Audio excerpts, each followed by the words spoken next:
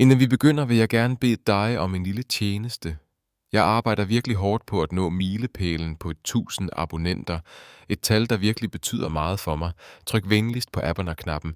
Det er kun et enkelt klik for dig, men det er en kæmpe motivation for mig til at fortsætte med at lave videoer. Mange tak. Miss Marple i et julemysterium i St. Mary Me. Velkommen til Varme Sider. Jeg er Edward. Tæller du dagene til vinterferien, nytår og jul? Eller foretrækker du sommerens lette varme? Fortæl os det nedenfor, og glem ikke at abonnere, så vores hyggelige fællesskab kan blive ved med at vokse. Nu, lad os begynde aftenens mysterium. Kapitel 1. Sne over den grønne plæne. Sneen var begyndt at falde over St. Mary Me ved tetid juleaften, og klokken 18 lå landsbyens grønne plæne under et uberørt tæppe af favit, der blødgjorde enhver rugkant og forvandlede den gamle Lipport til noget fra et eventyr. Miss Jane Marple stod ved sit hyttevindue og så de første lanterner dukke op i den tiltagende tusmørke. Deres varme glød malede gyldne cirkler på sneen. Hun havde pakket sig ind i sin Goodwill-frakke og bundet et tørklæde tæt under hagen, klar til at slutte sig til landsbyboerne for det, der var blevet en kær tradition i de seneste år. Juleaftens lanternetur var oberst Melchets idé, lånt fra en landsby i nord, hvor hans søster boede. St. Mary Me havde taget den til sig med entusiasme. Selv de ældre beboere vågede sig ud, og Miss Marple havde ingen intentioner om at gå glip af den, trods kulden. Der var noget ved juleaften, der fremhævede det bedste i folk, reflekterede hun, men også nogle gange det værste. Menneskets natur holdt jo ikke ferie. Hun hentede sin egen lille lanterne fra entréens bord og trådte ud i den krystallinske aften. Luften havde den særlige kvalitet af snefyldt stilhed, kun brudt af fjern latter og knasen af fodtrin på plænen. Mens hun forsigtigt gik ad stien, mødte hun Mrs. Bantry, der kom ud fra Gossington Halls porte, smilende og tæt pakket ind mod kulden. Jane, hvor dejligt. Vi skal gå sammen, sagde Mrs. Bantry varmt, og lagde sin arm gennem Miss Marples med let fortrolighed. Arthur er allerede på præstegården og hjælper med at arrangere startpositionerne. Du ved, hvor meget han nyder at tage kommandoen. Miss Marple smilede. Oberst Bantry nød sandelig organisation, især når det involverede andre mennesker, der arrangerede sig efter hans specifikationer. Jeg er sikker på, at alle vil sætte pris på hans vejledning, sagde hun diplomatisk. De to damer sluttede sig til den voksende skare på plænen, hvor måske fyre og landsbyboere var samlet, hver med en lanterne eller et lys i en glasbeholder. Præsten, Mr. Clement, stod nær krigsmindesmærket og forsøgte at arrangere folk i en form for ordentlig opstilling, mens hans kone Griselda uddelte sanghæfter med mere entusiasme end effektivitet. Unge Dennis Clement, deres søn, havde løbet rundt med flere andre drenge og næsten kollideret med gamle Miss Hartnell, der skældte dem ud med overraskende energi for en person, der angiveligt led af kronisk bronkitis. Der er Harriet, observerede Mrs. Bantry, og nikkede mod en buttet, munter udseende kvinde på måske 55 år, der forsøgte at hjælpe med at løsne en børnelanternes snor. Hun har været absolut utrættelig med julepakkerne i år. Jeg ved ikke, hvad velgørenhedskomiteen ville gøre uden hende. Miss Marple betragtede Miss Harriet Blaine med interesse. Hun kendte hende jo lidt, som man kendte alle i St. Mary Me. Miss Blaine boede i Primrose Cottage på Præstegårdsvejen, havde 3 katte og besad den slags fraværende venlighed, der fik hende til at efterlade brødkrummer til fuglene og aldrig helt huske, om hun havde låst sin dør. Hun bar et klart rødt strikket tørklæde denne aften, ret muntert mod hendes mørke frakke, og virkede distraheret trods sit smil. Hun har været generøs, enigede Miss Marple, selvom jeg tror, hun ser lidt bekymret ud i aften. Måske har forberedelserne træt hende. Mrs. Bantry kiggede igen. Nu hvor du nævner det, virker hun ret optaget. Hun ringede i går faktisk, og virkede som om hun ville fortælle mig noget, men så kom Arthur ind og talte om sin gigt. Og hun gik ret pludseligt. Før Miss Marple kunne svare, nærmede Miss Blaine sig dem selv, hendes runde ansigt rødmende af kulden. Miss Marple, Mrs. Bantry, god aften.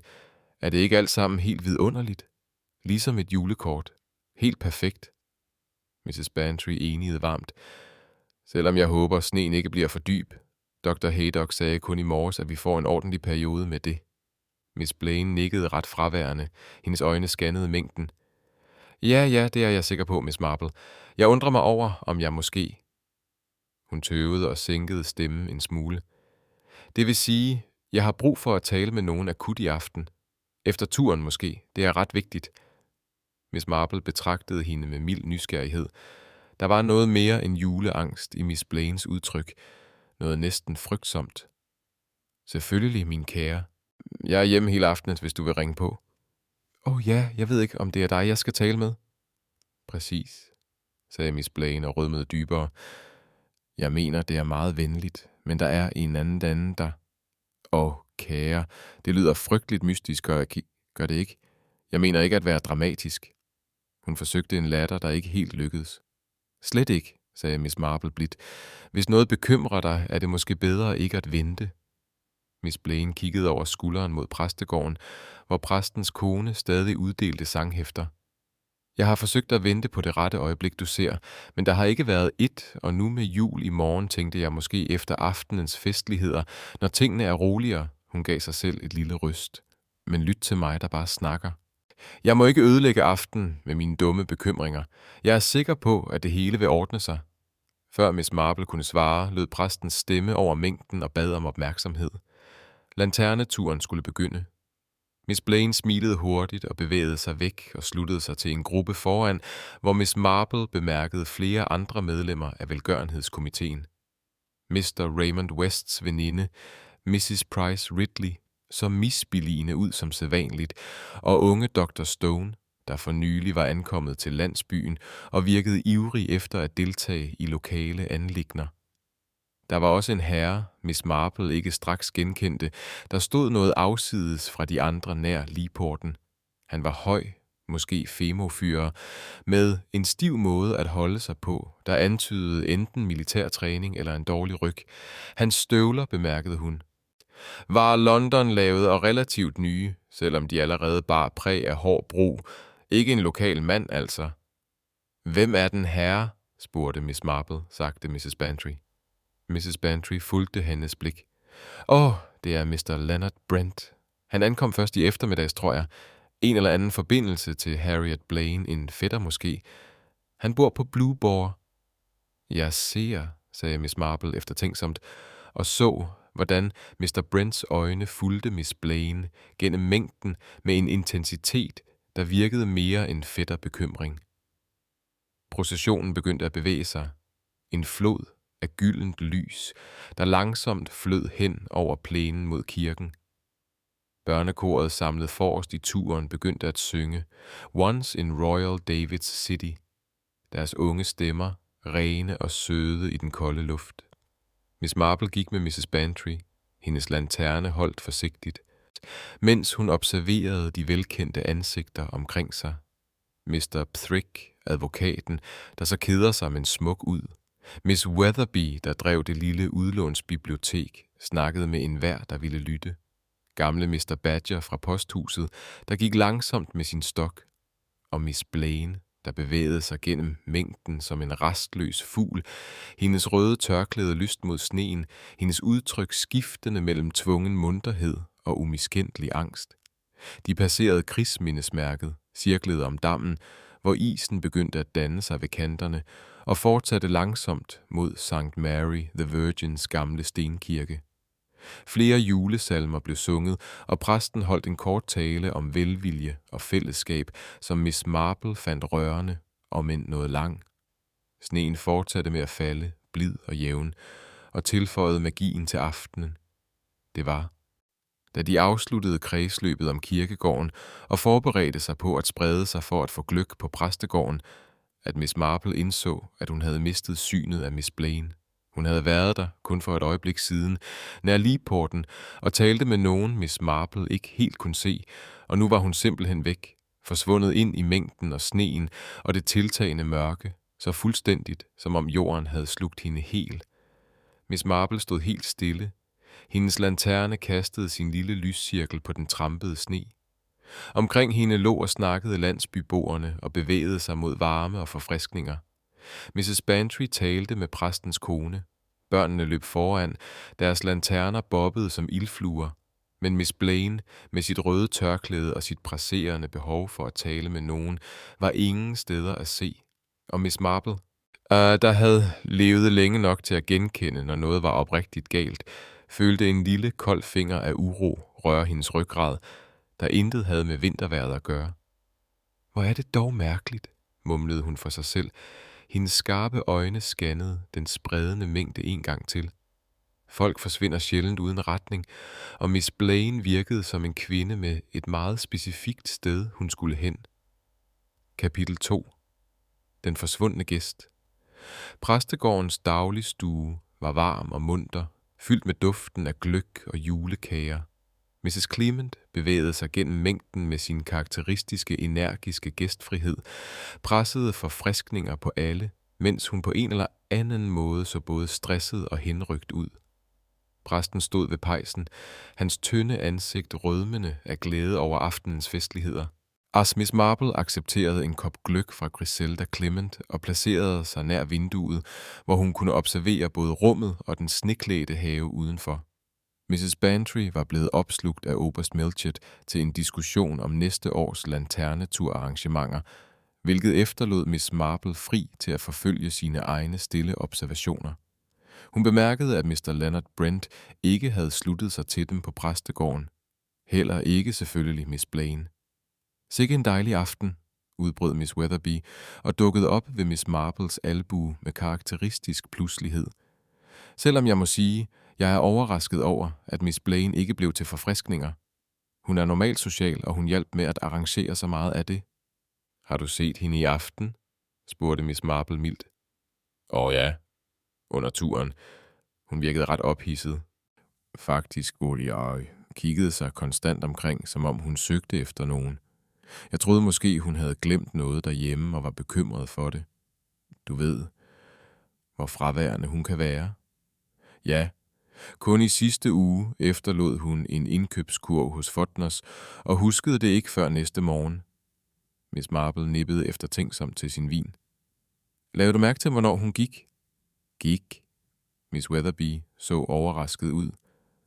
Jeg så hende ikke gå. Præcis. Det ene øjeblik var hun nær Leeporten, og så da vi alle kom op til præstegården, var hun simpelthen ikke her. Jeg antog, hun var gået hjem. Måske følte hun sig utilpas. Måske. Miss Marple bevægede sig gennem dagligstuen, udvekslede venligheder og lyttede langt mere, end hun talte.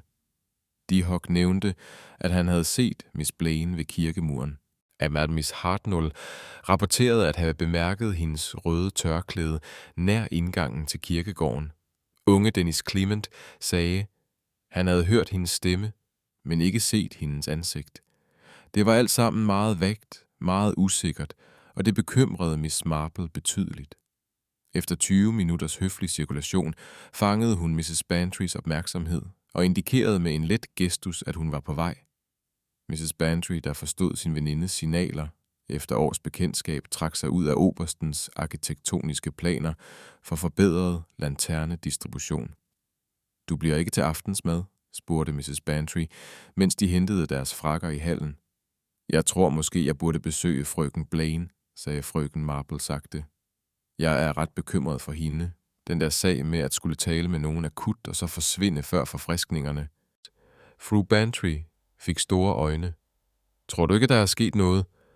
Jeg tror, sagde frøken Marple forsigtigt, at det ville være klogt at sikre sig, at hun er kommet sikkert hjem.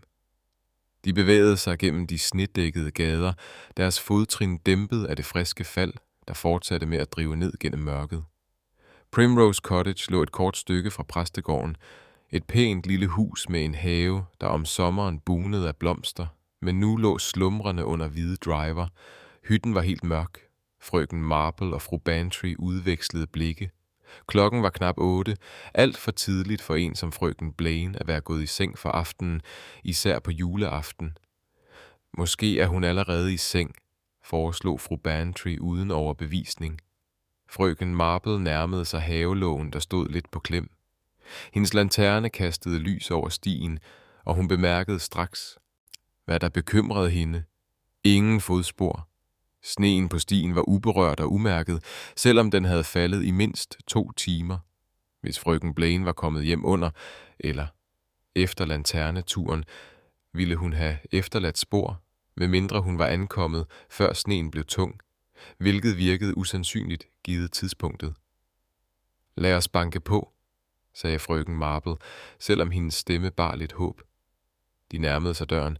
Fru Bantry bankede fast, ventede og bankede igen. Ingen reaktion kom indefra. Ingen lyd af bevægelse. Intet skær af stearinlys, der dukkede op i vinduerne. Det er meget mærkeligt, sagde fru Bantry. Hendes stemme fik en tone af ægte bekymring. Skal vi hente konstablen? Måske kunne vi først prøve døren, foreslog frøken Marple. Frøken Blaine er ret glemsom med at låse den. Hun fortalte mig engang, at hun følte sig helt tryg i St. Mary Me, og ikke så behov for overdreven forsigtighed. Døren var faktisk ulåst. Den åbnede let under fru Bantrys hånd og svingede indad og afslørede en mørk gang. Frøken Marple løftede sin lanterne, og de trådte forsigtigt ind. Frøken Blaine, kaldte fru Bantry. Harriet, det er Dolly Bantry. Er du hjemme? Stilhed svarede dem tyk og på en eller anden måde trykkende. Frøken Marple bevægede sig frem i den lille dagligstue. Hendes lanterne oplyste velkendte møbler. En slidt, men behagelig sofa, hylder fyldt med bøger og porcelænsornamenter, et bord sat op nær vinduet. Pejsen var kold, den store fyldt med døde aske, der tydeligvis ikke var blevet passet siden morgenen, men det var bordet, der fangede frøken Marples opmærksomhed og holdt den. 2 tekopper stod på bordet, hver med sin underkop. Den ene kop var tom og helt kold at røre ved, da frøken Marple testede den forsigtigt med fingerspidserne. Den anden indeholdt måske en kvart tomme te, og da hun rørte ved porcelænet, fandt hun, at det stadig havde et spor af varme. Nogen har været her. Åh, sagde frøken Marple lige så stille, og ikke for længe siden. Fru Bantry kiggede på kopperne. Men hvem? Og hvor er Harriet? Frøken Marple undersøgte bordet nærmere. Der var en lille tallerken med krummer, en sukkerskål og en mælkekande. Tegnene på 2 personer, der drak te sammen, selvom den ene af dem knap havde rørt deres kop. Hun bemærkede også noget andet. Frøken Blaines håndtaske stod på stolen ved siden af bordet, dens indhold delvist synligt. En dame gik generelt ikke ud, især ikke på en snedækket juleaften uden sin håndtaske. Fru Bantry, ville du være så venlig at tjekke de andre værelser? Spurgte frøken Marple. Jeg vil kigge her omkring. Mens fru Bantry undersøgte køkkenet og soveværelset, og med jævne mellemrum kaldte ud, at begge var tomme, foretog frøken Marple en metodisk undersøgelse af dagligstuen. Alt syntes i orden, intet åbenlyst forstyrret. Alligevel var der noget, en vis kvalitet ved rummet, der slog hende som forkert.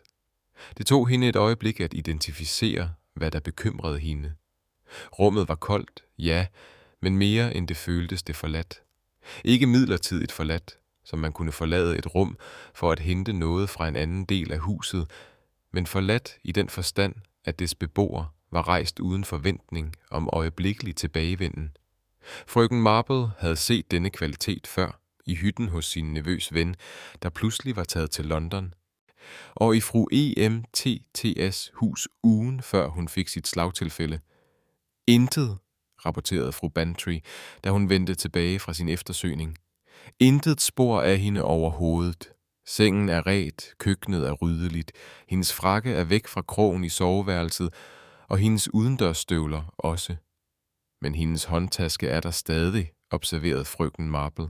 Hun åbnede tasken og følte sig kun en smule skyldig over indtrængen. Indeni fandt hun de sædvanlige ting. Et lommetørklæde, en lille pung med et par mønter, en læbestift og et foldet stykke papir. Frøken Marple tog papiret ud og foldede det forsigtigt ud. Det var en liste i frøken Blaines ret rodede håndskrift. Grønthandler, gulerødder, kålroer, fodner, smør, sukker, blå bær, afhent pakke. Hun gik til den blå bær i dag, mumlede frøken Marple. Jeg spekulerer på, om det var for at se en Brent. Men helt sikkert, hvis hun gik ud i aften, ville hun have taget sin taske med, sagde fru Bantry. Man skulle tro det. Frøken Marple bevægede sig hen til vinduet og kiggede ud på baghaven. Hendes lanterne afslørede mere uberørt sne, fuldstændig umærket. Ingen fodspor førte væk fra huset gennem bagdøren.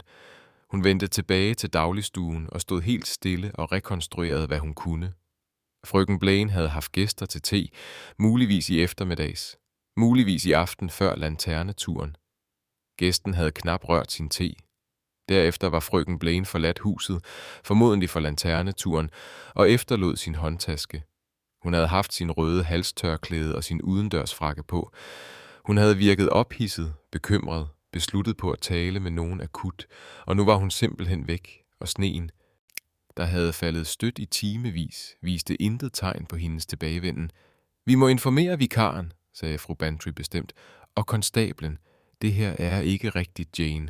Noget er sket. Ja, enigede frøken Marple blødt.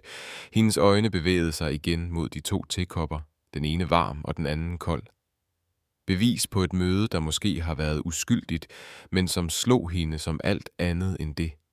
Folk forsvinder sjældent uden retning. Dette var et møde, tror jeg. Måske det selvsamme møde, frøken Blaine var så bekymret for. Men noget gik galt. Eller måske gik det præcis, som nogen havde planlagt. Hun bevægede sig mod døren, standsede så og kiggede tilbage på det lille, ryddelige rum med sin kolde pejs og sine forladte tekopper. I lanternelyset stod frøken Blaines håndtaske på stolen som en tavs anklage, bevis på, at uanset hvad der var sket med dens ejer, var hun ikke rejst af egen fri vilje, forberedt og villig. Kom, sagde frøken Marple. Vi må finde konstabel Pulk med det samme. Jeg frygter, at denne juleaften kan indeholde mere end festlig glæde for St. Mary Me. Kapitel 3. Halstørklædet ved Litchgate. Konstabel Pulk blev fundet i sin hytte, hvor han indtog en sen aftensmad af koldt skinke og pickles. Hans juleaftenspligter var tilsyneladende afsluttet til hans tilfredshed. Nyheden om, at frøken Blaine var forsvundet, fik ham til at rejse sig med tilfredsstillende hastighed, selvom frøken Marple bemærkede, at hans første instinkt var at afvise sagen som simpel glemsomhed. Frøken Blaine er en glemsom dame, sagde han og rakte ud efter sin hjelm. Sandsynligvis besøger hun nogen og har mistet tidsfornemmelsen. Du ved, hvordan det er til jul. Frøken Marple. Alle besøger hinanden. Uden sin håndtaske, spurgte frøken Marple blidt, og efterlod sit hus mørkt og sin ild utændt på årets koldeste nat. Konstabel Pulks udtryk skiftede fra behagelig sikkerhed til modvillig bekymring. Nå, når du siger det sådan, er det vel bedst, jeg kigger mig omkring, ikke? De vendte tilbage til Primroses hytte i en lille procession. Frøken Marple, fru Bantry og konstablen, deres lanterner kastede bevægelige skygger hen over sneen. Pulk undersøgte hytten meget ligesom frøken Marple havde gjort, dog med betydeligt mindre subtilitet. Han kiggede på tekopperne, åbnede skabe og tog flere noter i sin officielle notesbog med en stump blyant, han havde i sin brystlomme. Godt, sagde han til sidst. Jeg bliver nødt til at rapportere dette til oberst Melchett. Men først er det bedst. Jeg laver nogle forespørgsler. Nogen må have set, hvor frøken Blaine tog hen efter lanterneturen. Hun kan da ikke bare forsvinde i den blå luft, vel? Man skulle tro det, enigede frøken Marple. Selvom jeg tror, sneen har gjort tingene en del sværere. Så mange fodspor overalt, alle blandet sammen. Konstabel Pulk nikkede klogt. Jeg starter ved kirken. Det er der folk samledes i slutningen af turen. Nogen vil helt sikkert have bemærket noget. De bevægede sig gennem landsbyen og samlede vikaren op undervejs. Herre Clement lyttede til deres beretning med voksende forfærdelse, hans tynde ansigt rynket af bekymring. Det er forfærdeligt, sagde han. Frøken Blaine, hun har været en så stor hjælp med juleforberedelserne. Er vi helt sikre på, at hun ikke bare er taget for at besøge nogen uden sin håndtaske i sneen på juleaften? Fru Bantry sagde, det virker mest usandsynligt, vikar. De nåede kirken, da klokken i tårnet slog 9. Sneen var holdt op med at falde nu, og månen trådte frem bag tyndere skyer og kastede alt i sølvlys. Kirkegården lignede noget fra et middelalderligt manuskript, alt sammen sorte sække og hvide og dybe skygger. Konstabel Pulk begyndte at lave en rundtur i området. Hans lanterne holdt højt. Frøken Marple fulgte langsommere. Hendes skarpe øjne scannede jorden. Der var fodspor overalt, selvfølgelig, fra lanterneturen.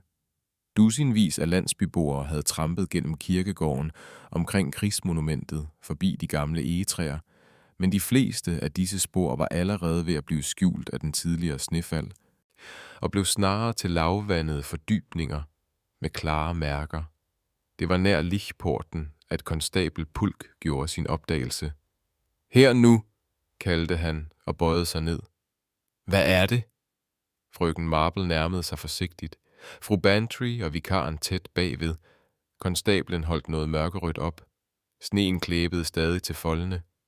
Et strikket halstørklæde, dets garn tykt og let ujævnt, tydeligvis håndlavet. Det er Harriets halstørklæde, sagde fru Bantry straks. Det ville jeg kende overalt. Hun lavede det selv sidste vinter. Hun er ret stolt af sin strikning, selvom du og jeg imellem. Hendes spænding er aldrig helt jævn. Frøken Marple tog forsigtigt halstørklædet fra konstabel Pulks hænder og undersøgte det i månelyset. Ja, det var bestemt halstørklædet frøken Blaine havde haft på under lanterneturen. Hun huskede dets mundre lys mod den mørke frakke, men noget ved det bekymrede hende.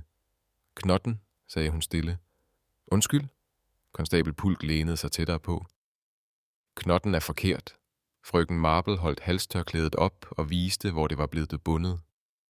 Frøken Blaine bandt altid sine halstørklæder på en bestemt måde i en slags løs sløjfe i siden. Jeg bemærkede det i aften, men denne knude er helt anderledes, meget strammere og placeret bagpå, næsten som om nogen anden bandt den for hende eller bandt den om. Fru Bantry kiggede på knuden. Du har helt ret. Harriet har en karakteristisk måde med halstørklæder. Hun viste mig det engang, sagde hendes mor havde lært hende det. Det er ikke sådan, hun ville have bundet det. Vikaren så forvirret ud. Men hvorfor skulle nogen binde frøken Blaines halstørklæde om? Frøken Marple svarede ikke straks. Hun undersøgte jorden, hvor halstørklædet havde ligget. Sneen her var mere forstyrret end andre steder, markeret med flere overlappende fodspor af forskellige størrelser. Og der var noget andet halvt begravet i sneen ved siden af Lichportens stolpe. Konstabel, sagde hun. Din lanterne, tak. I det koncentrerede lys afslørede genstanden sig. En lanterne, en af de simple glas og trådaffærer, som mange landsbyboere havde båret under turen, men denne var ødelagt. Glasset var knust, trådrammen bødt, og lyset inde var slukket og lå knust. Tråkket på, observerede konstabel Pulk og snudede den i hændene. Nogen har sat støvlen ret gennem den. Frøken Marple knelte forsigtigt i snøen, uanfægtet og skjørtede sit. Der, bevart i den komprimerede snøen, under der lanternen havde ligget, var et tydeligt fotaftryk. En mands støvel, dømte hun, og en ganske stor en. Hælen viste et særegent slitagemønster, mer uttalt på ytterkanten. Nogen havde det travelt, sa hun stille, og beveget sig fort nok til at tråkke på en lanterne uden at lægge mærke til det, eller kanskje uden at bry sig. Og de var her etter at hovedmængden havde passert, ellers ville snøen ha dækket disse sporene fuldstændig. Viken så fra skjerfet til den knuste lanternen, ansiktet hans alvorlig i måneskinnet. Frøken Marple, antyder du at frøken Blaine hadde en slags ulykke her? Jeg antyder, frøken, sa Marple og reiste seg og børstet snø av frakken sin. At frøken Blaine kom til likporten for å møte noen som hun hadde til hensikt, men jeg tror heller ikke møte forløp som hun forventet. Et skjerf knyttet om i hast, en lanterne tråkket på og knust, disse fotsporene som antyder rask bevegelse. Det vittner om en kamp, viken, selv om den var rask og kanskje ikke helt voldelig, men absolutt ikke fredelig. Konstabel Pulks uttrykk hadde blitt tydelig ubehagelig. Nå, frøken Marple, vi må ikke trekke forhastede konklusjoner. Det kan være at frøken Blaine mistet skjerfet sitt, og noen fant det, plukket det opp, la det ned igjen. Det kan være at noen veltet lanternen ved et uhell. Det kan være, sa frøken Marple mildt. Selv om jeg la merke til at skjerfet ikke ble lagt forsiktig ned, men heller dyttet ned i snøen som om det ble kastet dit raskt, og lanternen bare merket av et bevisst tråkk, ikke en tilfeldig berøring. Fru Bantry hadde flyttet seg noen meter unna. Hennes egen lanterne holdt lavt. Jane, kalte hun. Stemmen hennes skarp. Kom og se på dette. De sluttet seg til henne nær steinmuren som grenset til kirkegården. I snøen, knapt synlig i måneskinnet, var det slepespor, ikke akkurat fotspor, men lange, sveipende linjer, som om noe tungt hadde blitt dratt over snøen. Herregud, pustet Viken. Frøken Marple fulgte sporene med øynene. De ledet bort fra likporten langs muren og forsvant inn i de dypere skyggene bak kirken. Implikasjonene var ubehagelige, og hun kunne se at konstabel Pulk også forstod dem. Vi bør følge dem, sa konstabelen dystert, ikke lenger avvisende. Selv om jeg ikke liker dette i det hele tatt. De beveget seg som en gruppe over kirkegården og fulgte den forstyrrede snøen. Slepesporene var sporadiske, noen ganger tydelige og noen ganger nesten usynlige, der den tidligere snøen hadde vært lettere. Men de ledet i en bestemt retning, forbi de gamle gravene, rundt kirkens masse. Det var bak kirken nær den gamle vedstabelen, der sakristanen oppbevarte ved til sakristiilden at sporene endte. Snøen her hadde blitt forstyrret omfattende, sparket opp og spredt som om noen hadde forsøkt å skjule det som lå under. Men i måneskinnet kunne frøken Marple skimte avtrykket av en kropp, den umiskjennelige formen av noen som hadde ligget eller blitt lagt i snøen. Hun var her, sa frøken Marple stille. Frøken Blaine ble brakt hit etter det som skjedde ved likporten. Men hvor er hun nå? Fru Bantrys stemme var knapt over et hvisking. Det var virkelig spørsmålet. Konstabel Pulk foretok en grundig undersøkelse av området, sjekket bak vedstabelen og undersøkte sakristidøren, til og med så inn i selve kirken. Men frøken Blaine var ingen steder å finne. Det de derimot fant var et annet sett med fotspor som ledet bort fra den forstyrrede snøen. Disse var tydeligere, presset dypt ned i snøen av noen som beveget seg med hensikt og bar vekt. Sporene ledet mot baksiden av kirkegården, forbi de nyere gravene, og endte ved den lave muren som skilte kirkens grunn fra marken bortenfor. Frøken Marple undersøkte muren nøye. Noen hadde klatret over den nylig. Det var merker i snøen på begge sider, og en flis av fersk stein der en støvel hadde skrapt mot murverket. Disse sporene, sa hun og kalte konstabel Pulk over. Merker du hælen? Konstabelen bøyde seg ned og løftet lanternen sin. Slitt på ytterkanten, sa han sakte. Samme som sporet ved likporten. Nettopp. Frøken Marple rettet seg opp. Ansiktet hennes tankefullt i lampelyset. Samme person som var ved likporten kom hit bak kirken. Og jeg tror nok at samme person bar eller dro frøken Blaine over denne muren ut på marken bortenfor. Viken ga fra seg en lyd av nød. Men hvor ville de ta henne, og hvorfor? Dette er galskap. Er det det? Sa frøken Marple mykt. Jeg lurer. Frøken Blaine ønsket å snakke med noen presserende i kveld.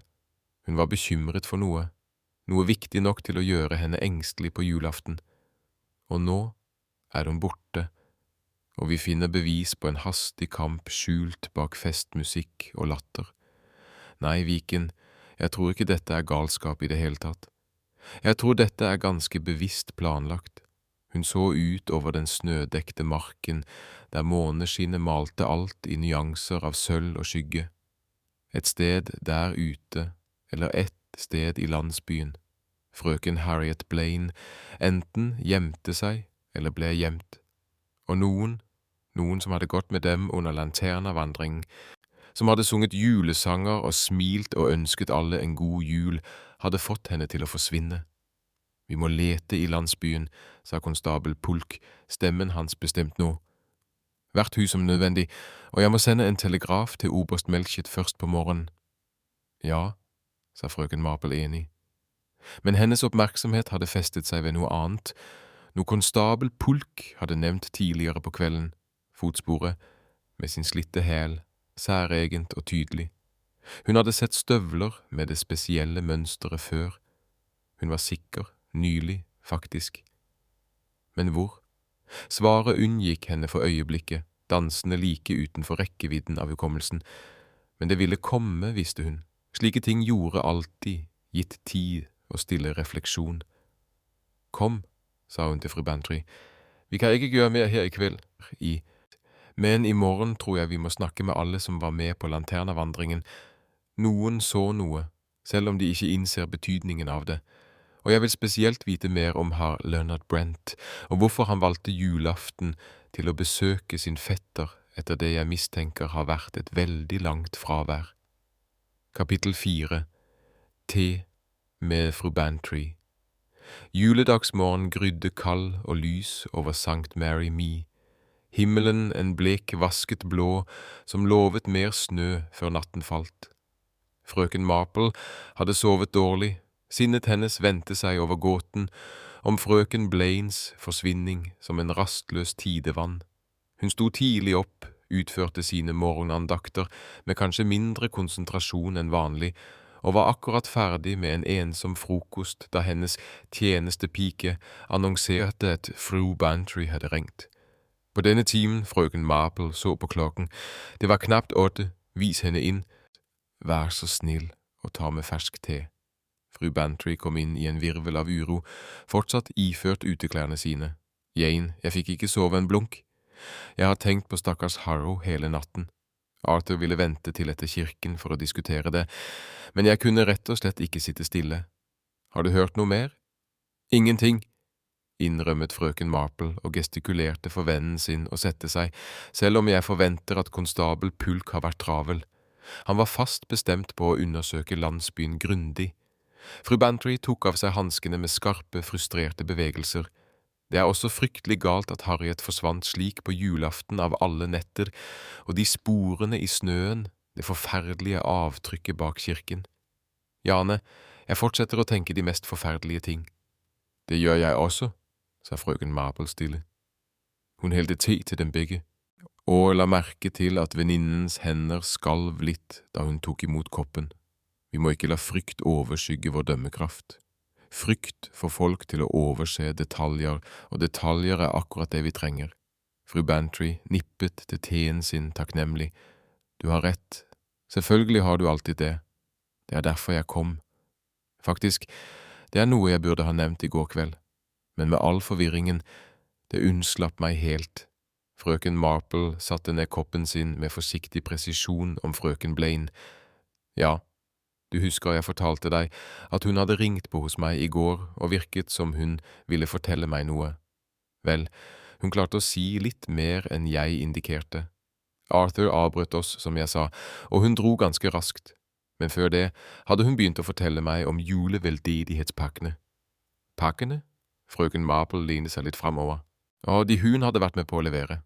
Nettopp. Hun var ganske involvert i hele greia.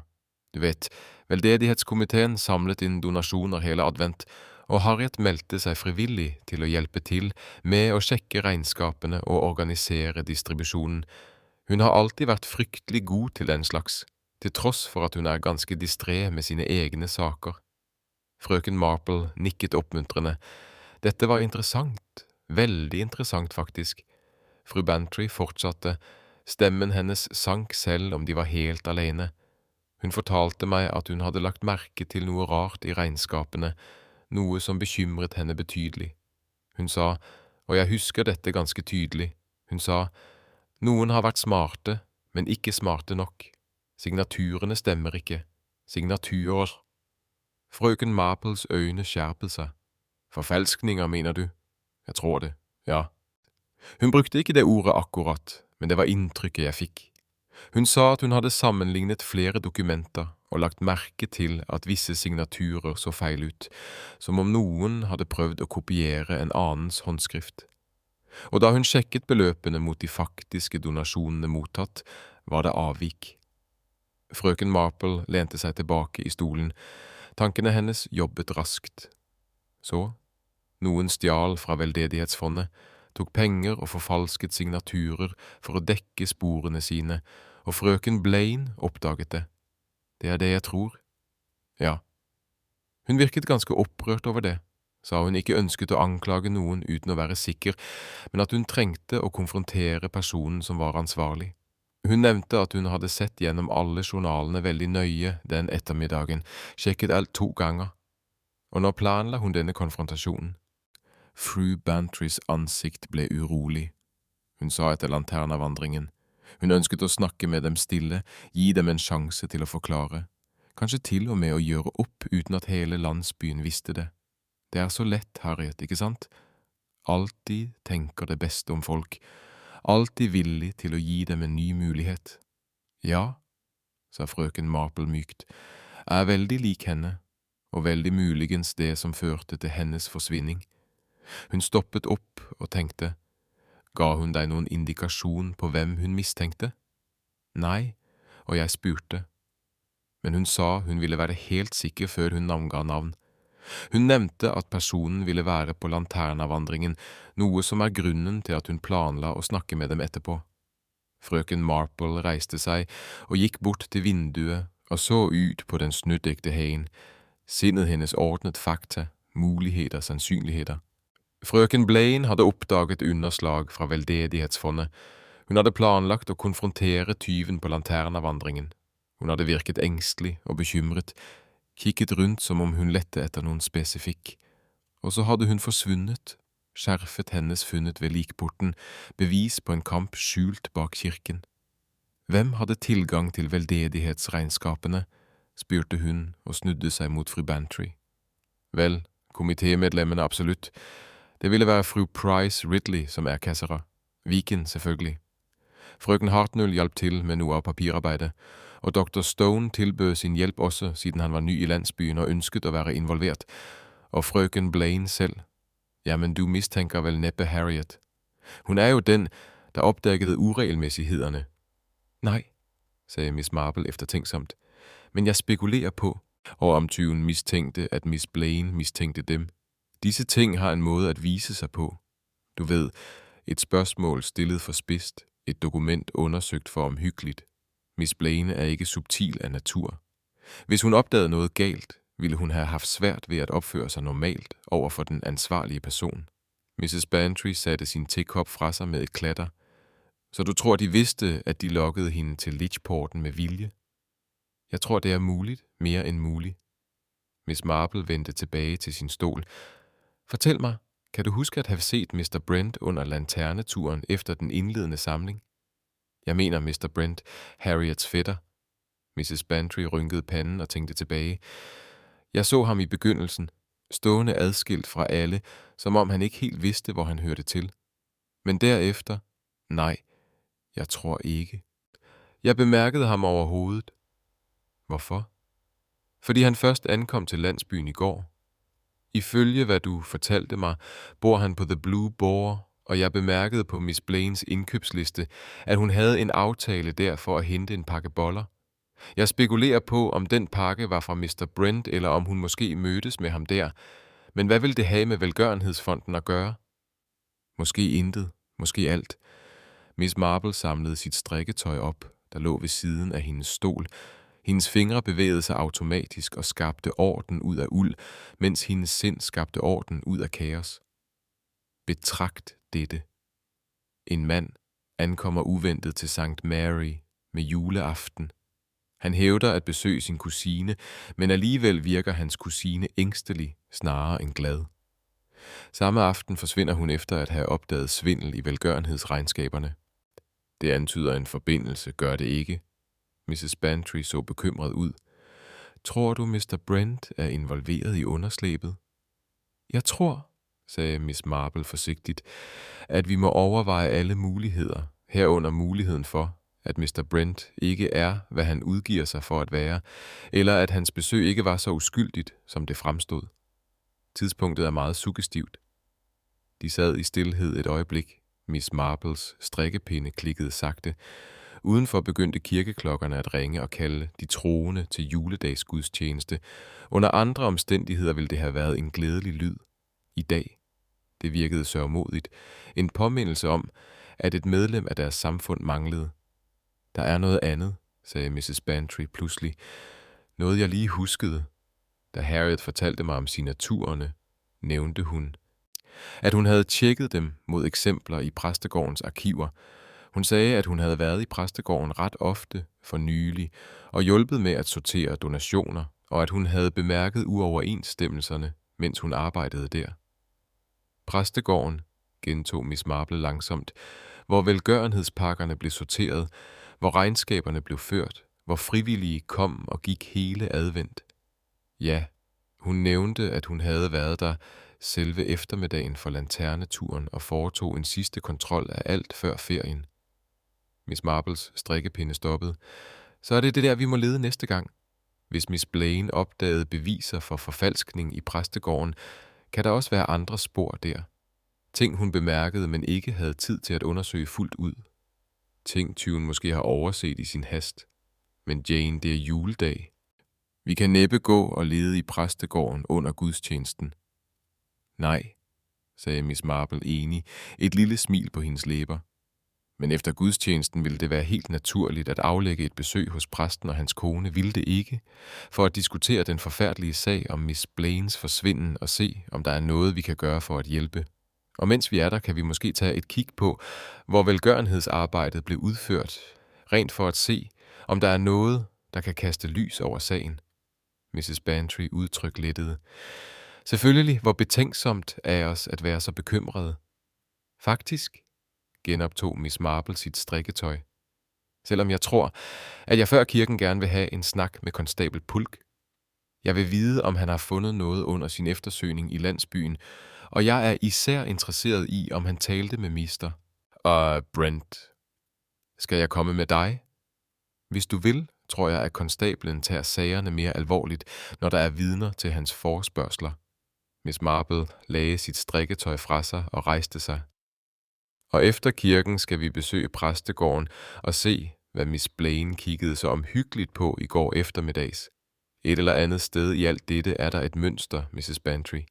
Et mønster, der vil fortælle os, hvem der havde grund til at få Miss Blaine til at forsvinde, og måske hvor hun er blevet taget hen. Hvis hun stadig er i live, sagde Mrs. Bantry stille. Miss Marple stoppede ved døren, hendes ansigt alvorligt. Ja, hvis hun stadig er i live. Men jeg tror, hun må være det. Du ved, hvis nogen blot ønskede at bringe hende permanent til tavshed, ville de have gjort det bag kirken og efterladt hende der. Det faktum, at hun blev taget væk, antyder et andet formål.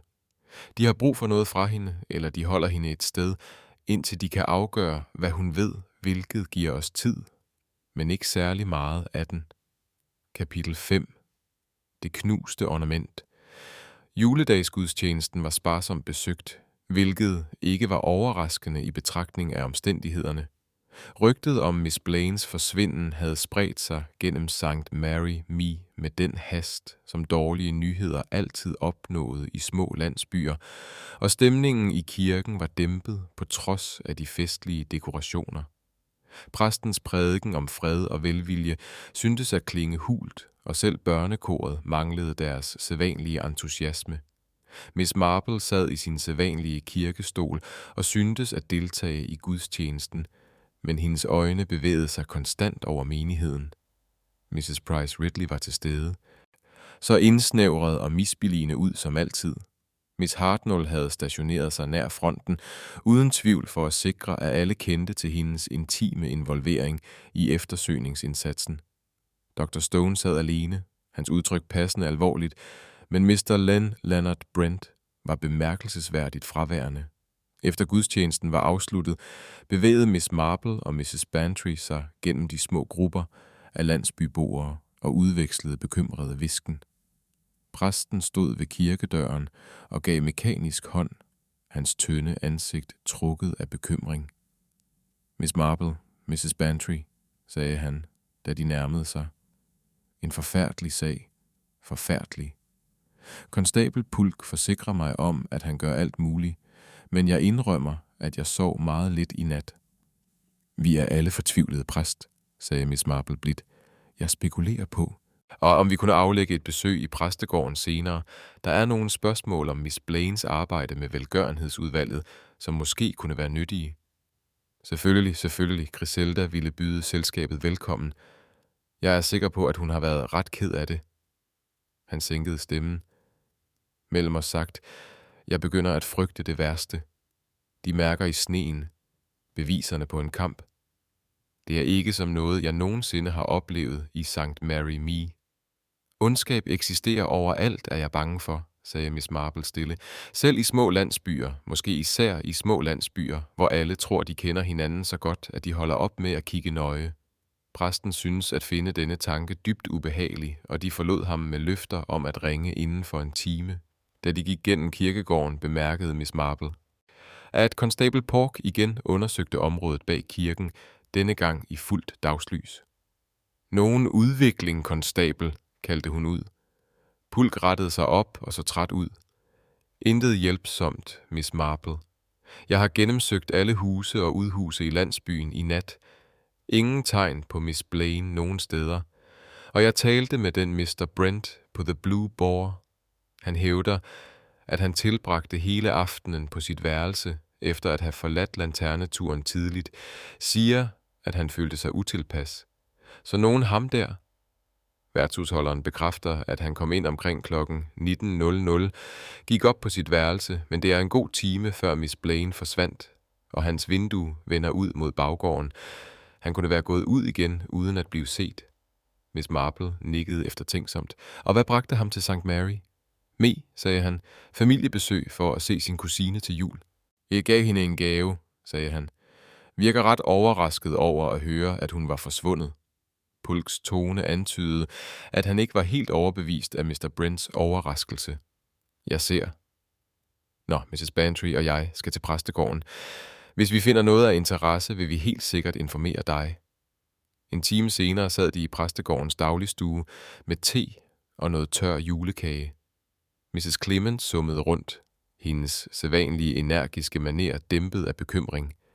Jeg bliver ved med at tænke, at jeg burde have bemærket noget, sagde hun og skænkede te med hænder, der ikke var helt rolige. Harriet var her hele eftermiddagen i går, du ved, og foretog en sidste kontrol af velgørenhedsregnskaberne. Hun virkede helt normal, måske lidt optaget, men jeg troede, det bare var den sædvanlige julerush.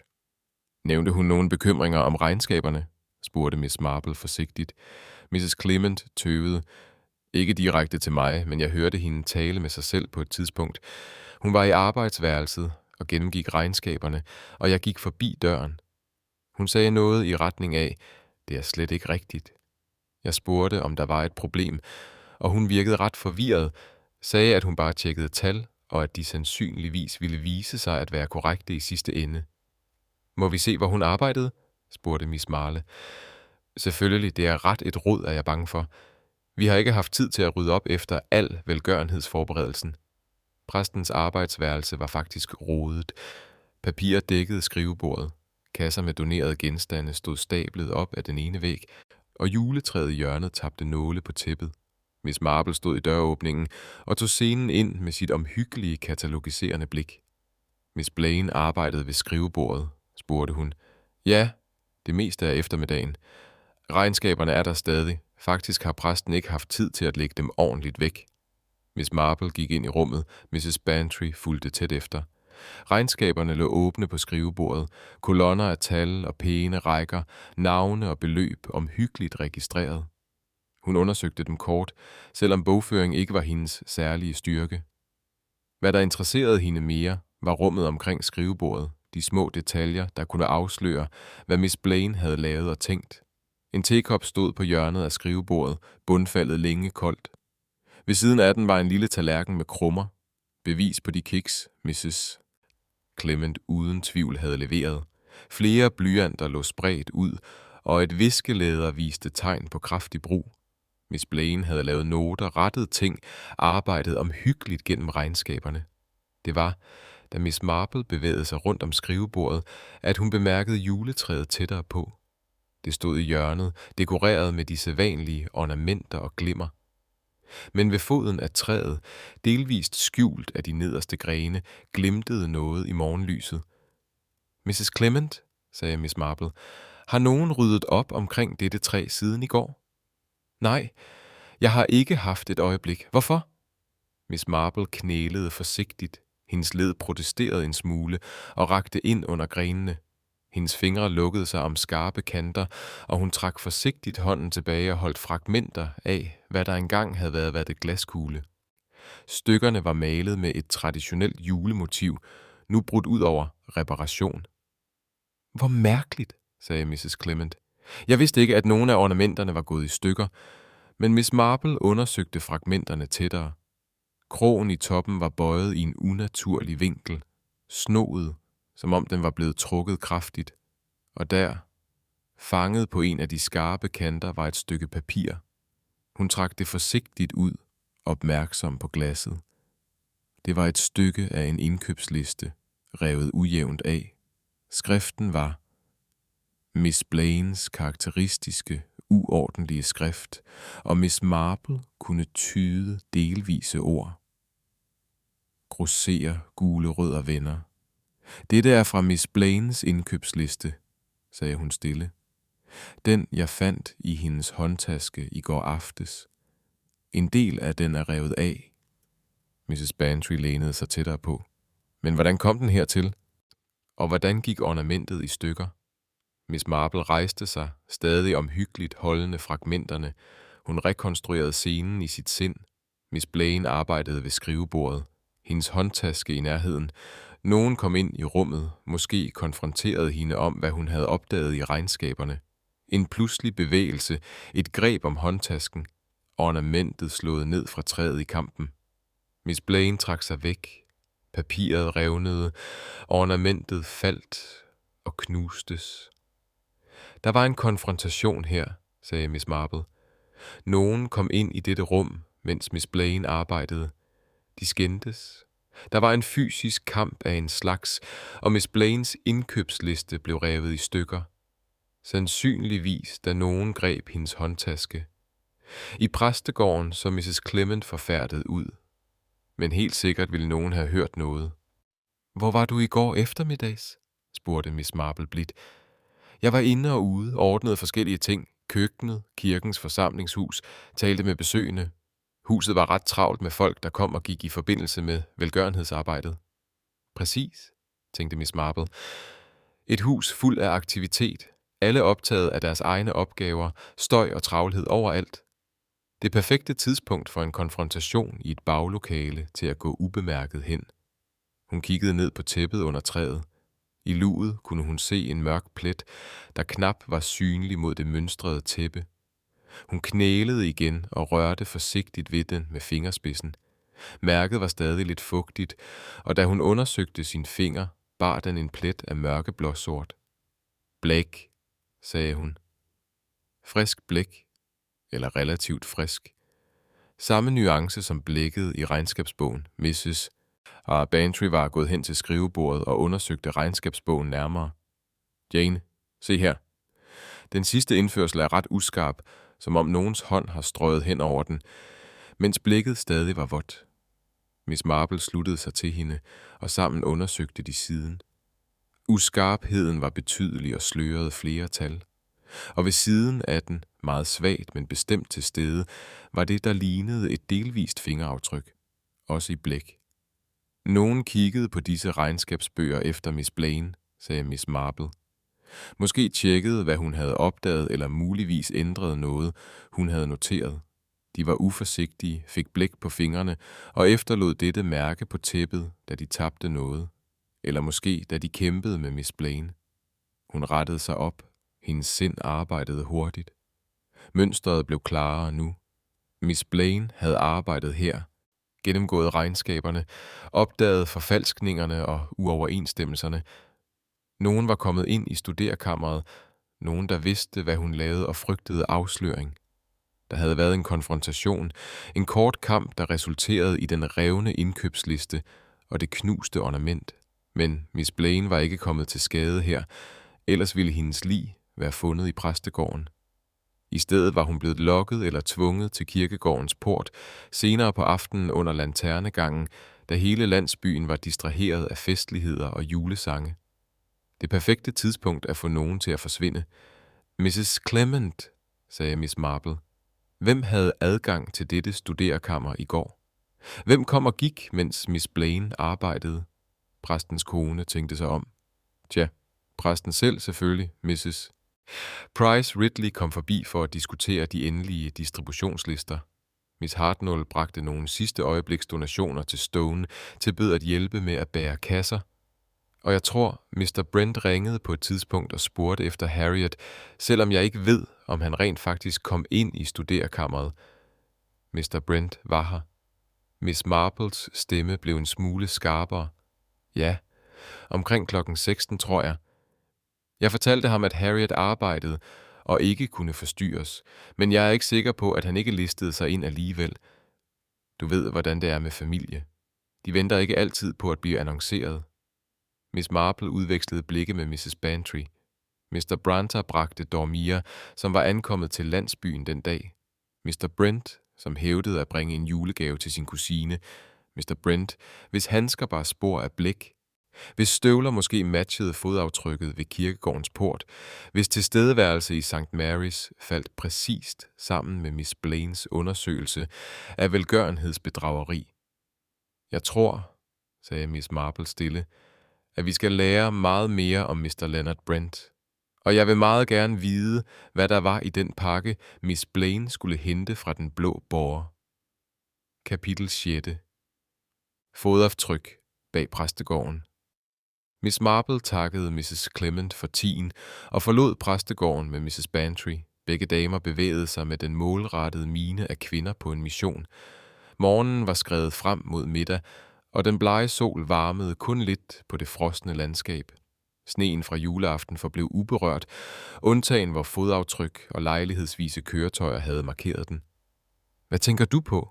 Spurgte Mrs. Bantry, da de stoppede ved præstegårdens port. Jeg tænker, sagde Miss Marple langsomt, at vi har antaget, at Miss Blaine blev ført væk fra kirkegården, men måske er det ikke helt korrekt.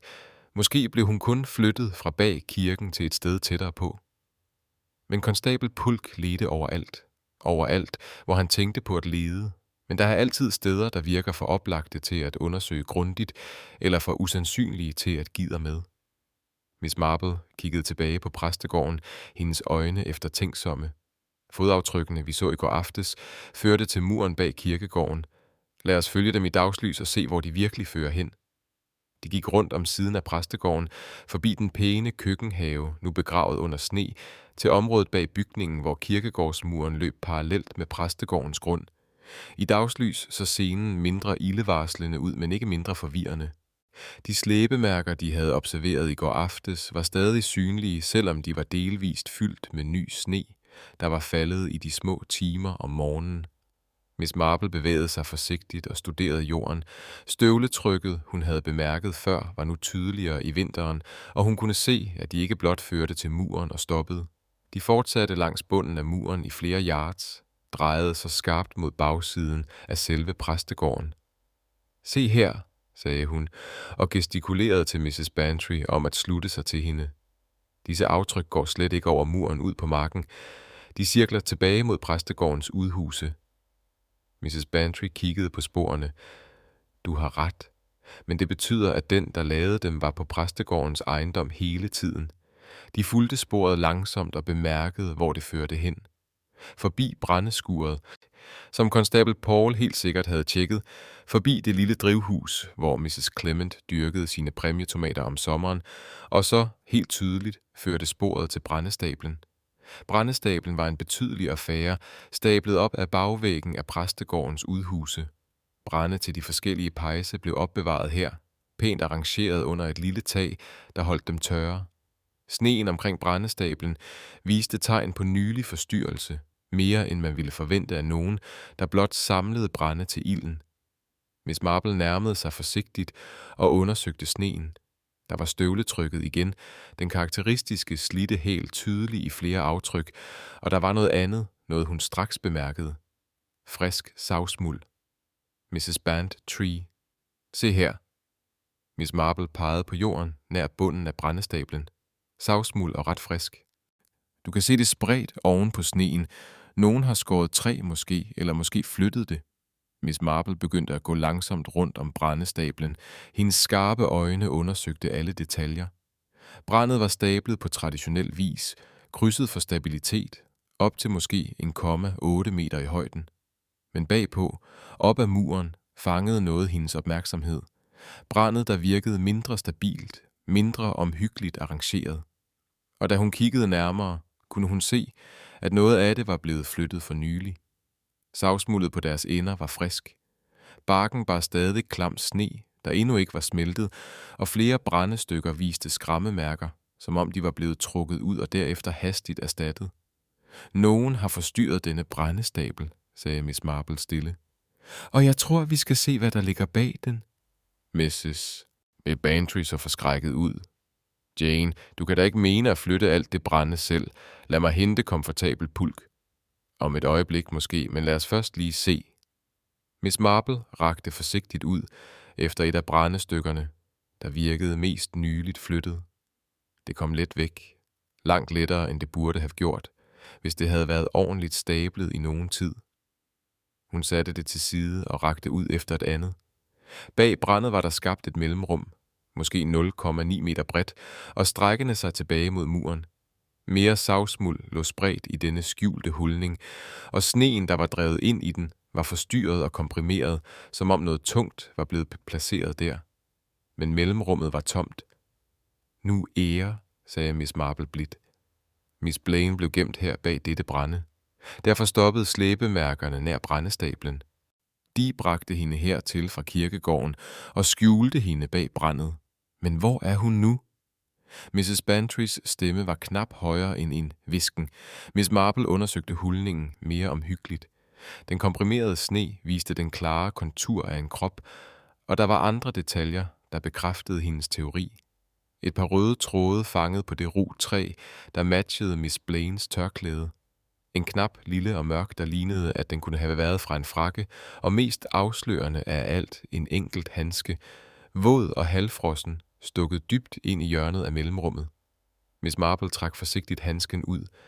Det var en dames handske, brun læder, godt slidt, men passet på. Den slags praktiske handske, Miss Blaine ville have båret. Hun var i live, da de bragte hende hertil, sagde Miss Marple og vendte handsken i sine hænder. Ellers ville der ikke have været behov for sådan en skjulthed. De mente at holde hende skjult, men tilgængelig, et sted de kunne vende tilbage til. Men hvorfor flytte hende overhovedet? Hvorfor ikke bare efterlade hende bag kirken? Kus Miss Marle, Leon død. Hendes sind arbejdede gennem mulighederne. Nogen havde brug for tid. Tid til at beslutte, hvad de skulle gøre. Tid til at skabe et alibi. Tid til at fjerne beviser eller hente noget vigtigt. At holde hende skjult, men i live gav dem muligheder. Hun kiggede på støvletrykket igen og fulgte dem med øjnene. De førte fra brændestablen tilbage mod præstegården og syntes så at cirkle rundt om forsiden af bygningen. Den person, der havde gemt Miss Blaine her, havde gået ret dristigt tilbage gennem grunden, måske endda gået ind i selve huset. Vi må straks fortælle rådmand Pulk, sagde Mrs. Bantry. Hvis Harriet blev flyttet herfra, kan hun stadig være et sted i landsbyen. Ja, men først vil jeg se på noget. Miss Marple bøjede sig ned og undersøgte støvletrykket mere omhyggeligt i det klare dagslys. Mønstret af den slidte hæl var meget tydeligt, mere udtalt på ydersiden, med et lille hak på venstre side, der skabte en unik signatur i sneen. Hun havde set dette mønster før. Hun var sikker på det nu. I går aftes, under lanternegangen, havde hun bemærket nogens støvler, ikke bevidst måske, men observationen var blevet gemt væk i hendes rummelige hukommelse, der gemte detaljer, de fleste mennesker aldrig gad at bemærke. Bankassistenten, Mr. Archer, bar støvler med slidte hæle. Hun havde bemærket det, da han var trådt forbi hende på plænen og undskyldte for den næsten kollision. Men nej, hans støvler havde været anderledes, slidt på indersiden af måden, han gik på. Dr. Stone, hun forestillede sig hans fødder. Nej, Louis bar nyere støvler, næsten ikke slidte. Og så slog det hende, klart som dagen. Herre Pam Leonard Brent stod adskilt fra mængden nær ligehuset. Hun havde bemærket hans støvler, fordi de var lavet i London og relativt nye, men allerede viste kraftig slitage. Og hun havde specifikt observeret hælen, i det hun på det tidspunkt tænkte, at manden måtte gå med sin vægt kastet ud af, måske fra en gammel skade eller vane. Fru Bantry, sagde hun stille. Jeg tror, jeg ved, hvis støvler lavede disse aftryk. Og jeg tror, det er på tide, vi besøgte herre Brent på Den Blå Vildsvin.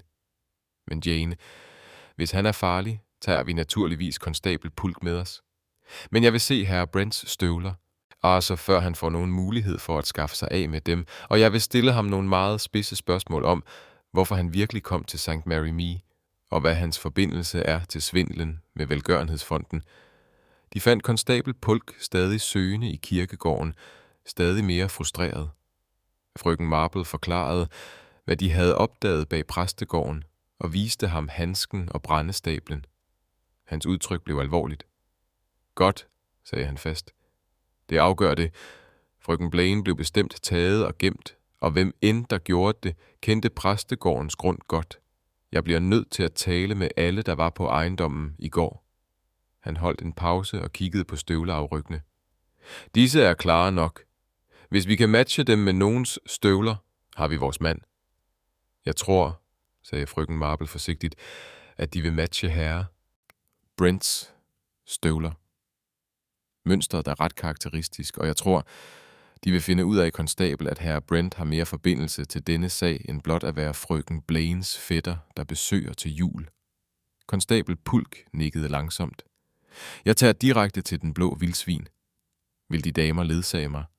Hvis de har ret med støvlerne, har jeg brug for vidner. Vi ville være henrygte, sagde frøken Marple, selvom henrygt måske ikke var helt det rigtige ord for den dystre opgave, der lå forude.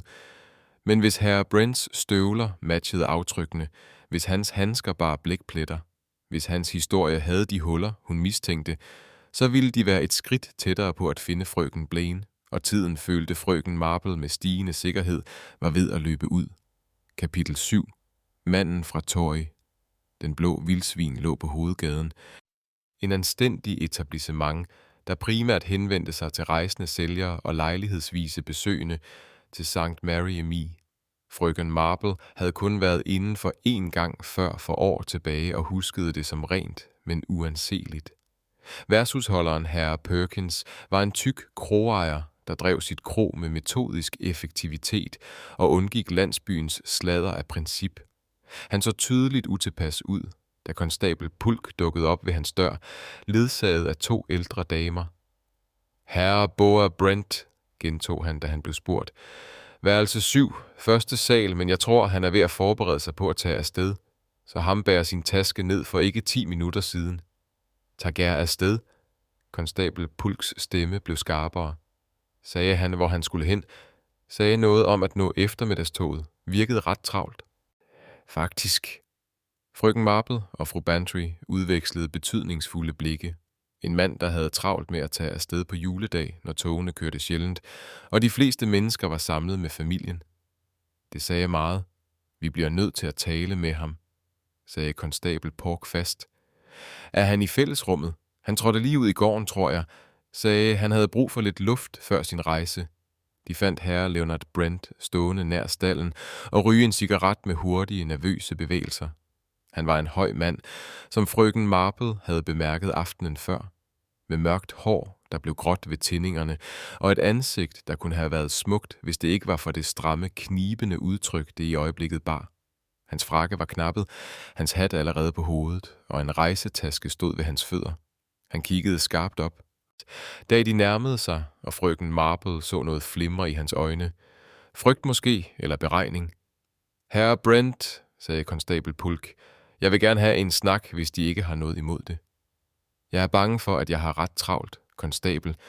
Toget til London afgår om mindre end 2 timer, og jeg har en lang gåtur til stationen. Ikke desto mindre, sir, må jeg insistere. Det handler om deres kusine, frøken Blaine. Brents udtryk skiftede til noget, der formodentlig skulle udtrykke bekymring. Er hun fundet? Jeg var frygtelig bekymret, da de fortalte mig, at hun var forsvundet. Meget usædvanligt for Harriet simpelthen at forsvinde. De kender deres kusine godt, ikke sandt? Spurgte frøken Marple mildt. Brent vendte sig for at se ordentligt på hende for første gang, hans øjne vurderende. Undskyld. Er vi blevet introduceret? Frøken Jane Marple. Dette er fru Bantry. Vi er venner af deres kusine og naturligvis bekymrede for hendes velbefindende.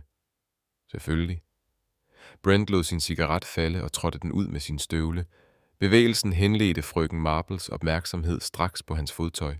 London lavede relativt nyt, men viste kraftig slitage, især på hælene. Venstre hæl bar et lille hak, præcis som hun havde observeret i sneen. For at besvare deres spørgsmål, Roya, fortsatte Brent. Jeg har ikke set Harriet i nogle år faktisk, men vi korresponderer lejlighedsvis. Familiepligt forstår de. Og hvad bragte dem til St. Mary Me juleaften? Konstabel Pulk havde sin notesbog fremme nu, blyanten klar. For at bringe Harriet en julegave og vise min respekt. Er det så usædvanligt? På selve juleaften. Ret sent for et socialt besøg. Ville det ikke sige. Brents kæbe strammede sig en smule. Min forretning holdt mig længere end forventet. Jeg kom, så snart jeg kunne klare det. Deres forretning værende, spurgte frøken Marple med høflig interesse. Jeg arbejder med ejendomsadministration i Tork. Intet glamourøst, men det holder mig beskæftiget.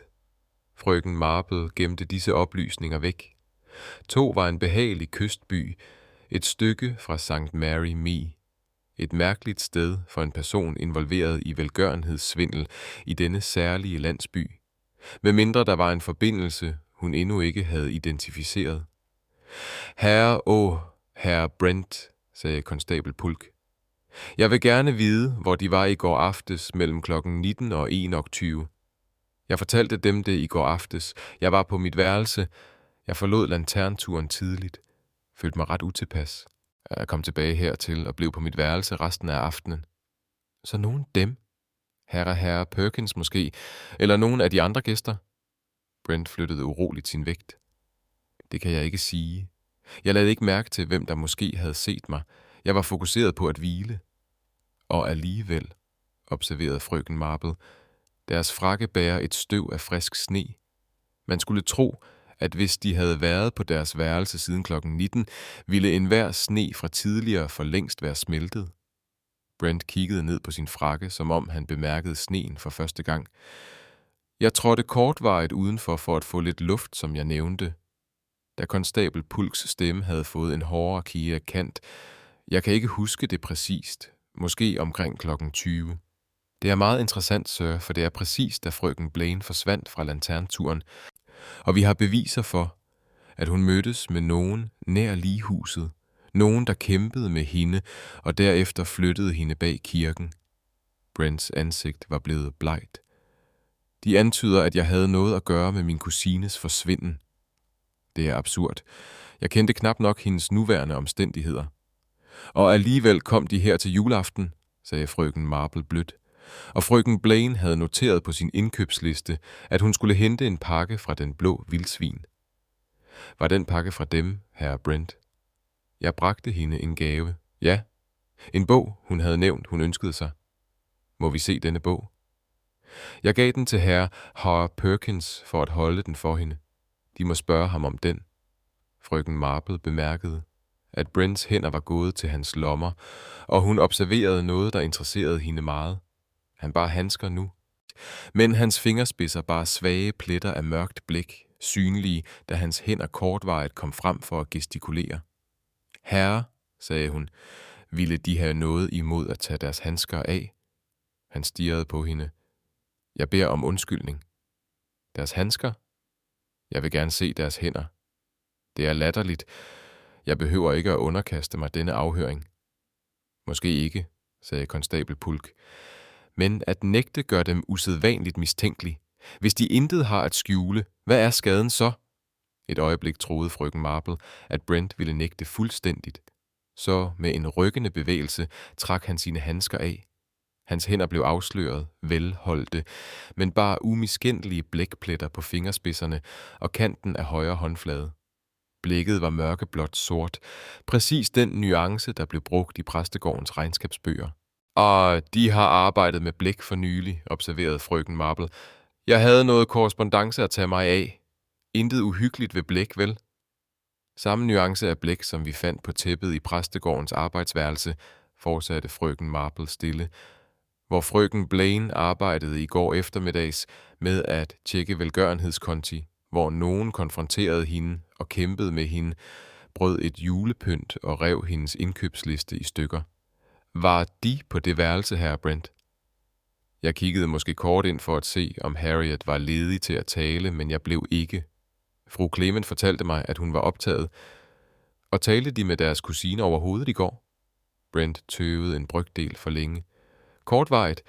Vi aftalte at mødes senere efter festlighederne. Hvor? Jeg kan ikke se, hvordan det er relevant. Fordi deres kusine er forsvundet, sagde konstabel Pulk fladt. Og lige nu er de den sidste person, der vides at have talt med hende. Så jeg spørger igen, hvor aftalte de at mødes? Nær kirken, sagde Brent bestemt. Hun sagde, hun ville møde mig ved ligehuset efter lanternturen, men jeg så hende aldrig. Jeg fortalte dem, at jeg kom tilbage hertil tidligt. Frøken Marples sind arbejdede hurtigt og samlede brikkerne. Brent havde været på præstegården, da frøken Blaine tjekkede konti. Han bar blækpletter, der matchede dem fundet på gerningsstedet. Hans støvler matchede aftrykkene bag kirken og nær brændestablen. Han havde aftalt at mødes med frøken Blaine ved ligehuset, præcis hvor hendes tørklæde var fundet, og han havde ingen solid alibi for det afgørende tidspunkt. Herre Brent, sagde hun, og hendes stemme, skønt blød bare absolut sikkerhed. Jeg tror ikke, de kom til St. Mary Me for at bringe deres kusine en julegave.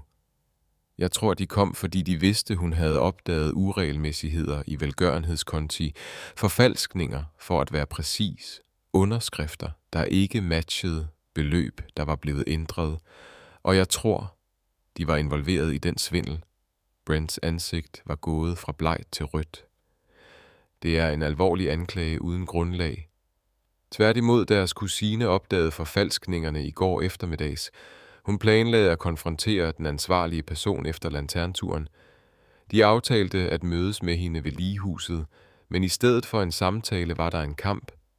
De tog hende et sted hen, gemte hende et sted, og nu forsøger de at forlade St. Mary Me, før nogen opdager sandheden.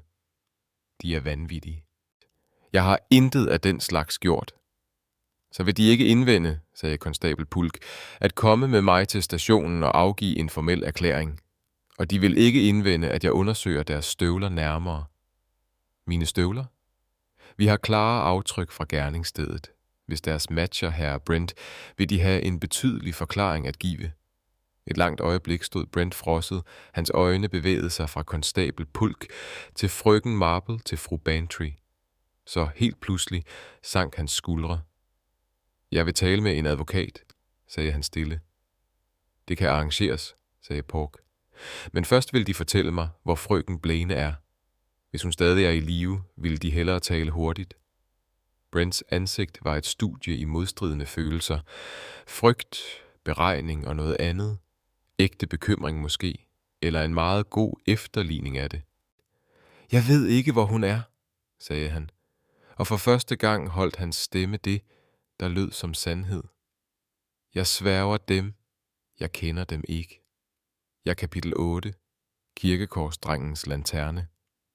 Konstabel Pulk eskorterede herre Brent til det lille rum bagerst i den blå vildsvin, der tjente som privat salon, og overtog det til sin afhøring. Frøken Marple og fru Bantry blev ikke inviteret til at deltage, men frøken Marple havde set nok.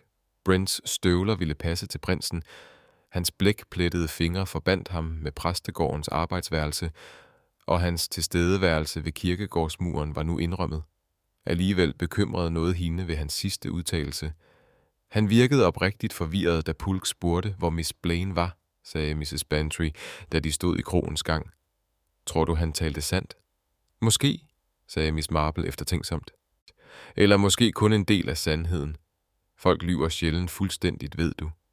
De blander sandhed med usandhed på måder, de tror vil være overbevisende. Mr. Brent vil måske oprigtigt ikke, hvor Miss Blaine er nu, selvom han ved, hvor hun var. Tror du, nogen anden flyttede hende fra brændestablen? Det er muligt. Eller Mr. Brent er en meget dygtig skuespiller. Miss Marple bevægede sig mod døren, tydeligt med hensigt om at gå. Jeg tror, vi skal tale med børnene, der var med til lanterneturen.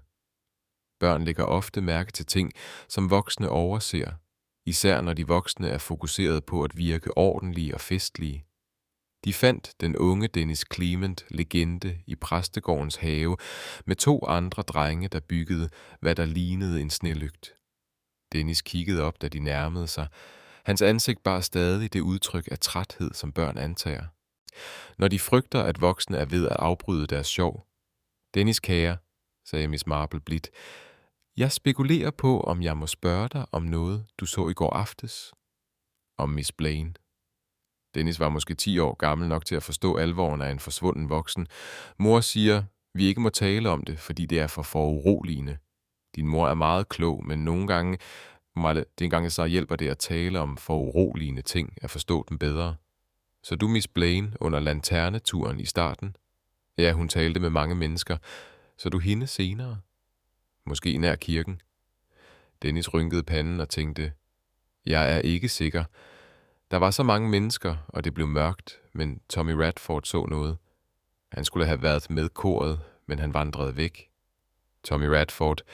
Miss Marple huskede en lille dreng med en klar sopranstemme. Han er lige der. Dennis pegede på en af sine kammerater, et spinkelt barn på måske 8 år, der havde arbejdet på fortet med beslutsom koncentration. Miss Marple vendte sin opmærksomhed mod den yngre dreng. Tommy, jeg er Miss Marple. Jeg forstår, at du var med i koret i går aftes. Tommy nikkede pludselig genert. Ja, frue. Jeg er en diskant og en meget god en, det er jeg sikker på. Så du tilfældigvis Miss Blaine under sangen? Drengens ansigt lyste op. Jeg så hendes røde tørklæde. Det var meget lyst, selv i mørket. Hvor så du det? Bag kirken, frue. Jeg var gået rundt for at hente min lanterne. Jeg efterlod den der, før vi begyndte at synge. Og Mr. Clement sagde, jeg havde brug for den til den sidste julesang, så jeg løb for at hente den. Miss Marple følte et lille sus af forventning. Og det var der, du så det røde tørklæde. Ja, frue. 2 personer stod ved bagvæggen. Den ene var kort, iført det røde tørklæde. Den anden var højere. En mand, tror jeg, selvom jeg ikke kunne se hans ansigt ordentligt. Kunne du se noget om manden? Hvordan han gik måske, eller bevægede sig? Tommy tænkte omhyggeligt. Hans unge ansigt alvorligt. Du gik sjovt, frue. Lidt stift, som om hans ryg gjorde det ondt. Min bedstefar går sådan, siden han faldt ned fra høstakken. En stiv gangart, Mr. Brent. Brent havde stået meget lige under deres samtale, holdt sig selv på den særlige måde, folk gør, når de har kroniske smerter eller gamle skader. Miss Marple gemte denne bekræftelse væk. Hørte du dem tale lidt? Damen lød oprørt. Hun sagde noget i retning af, jeg ved, hvad du har gjort, eller jeg ved, det var dig. Noget i den stil. Og manden sagde, hold stemmen nede. Og så hvad skete der?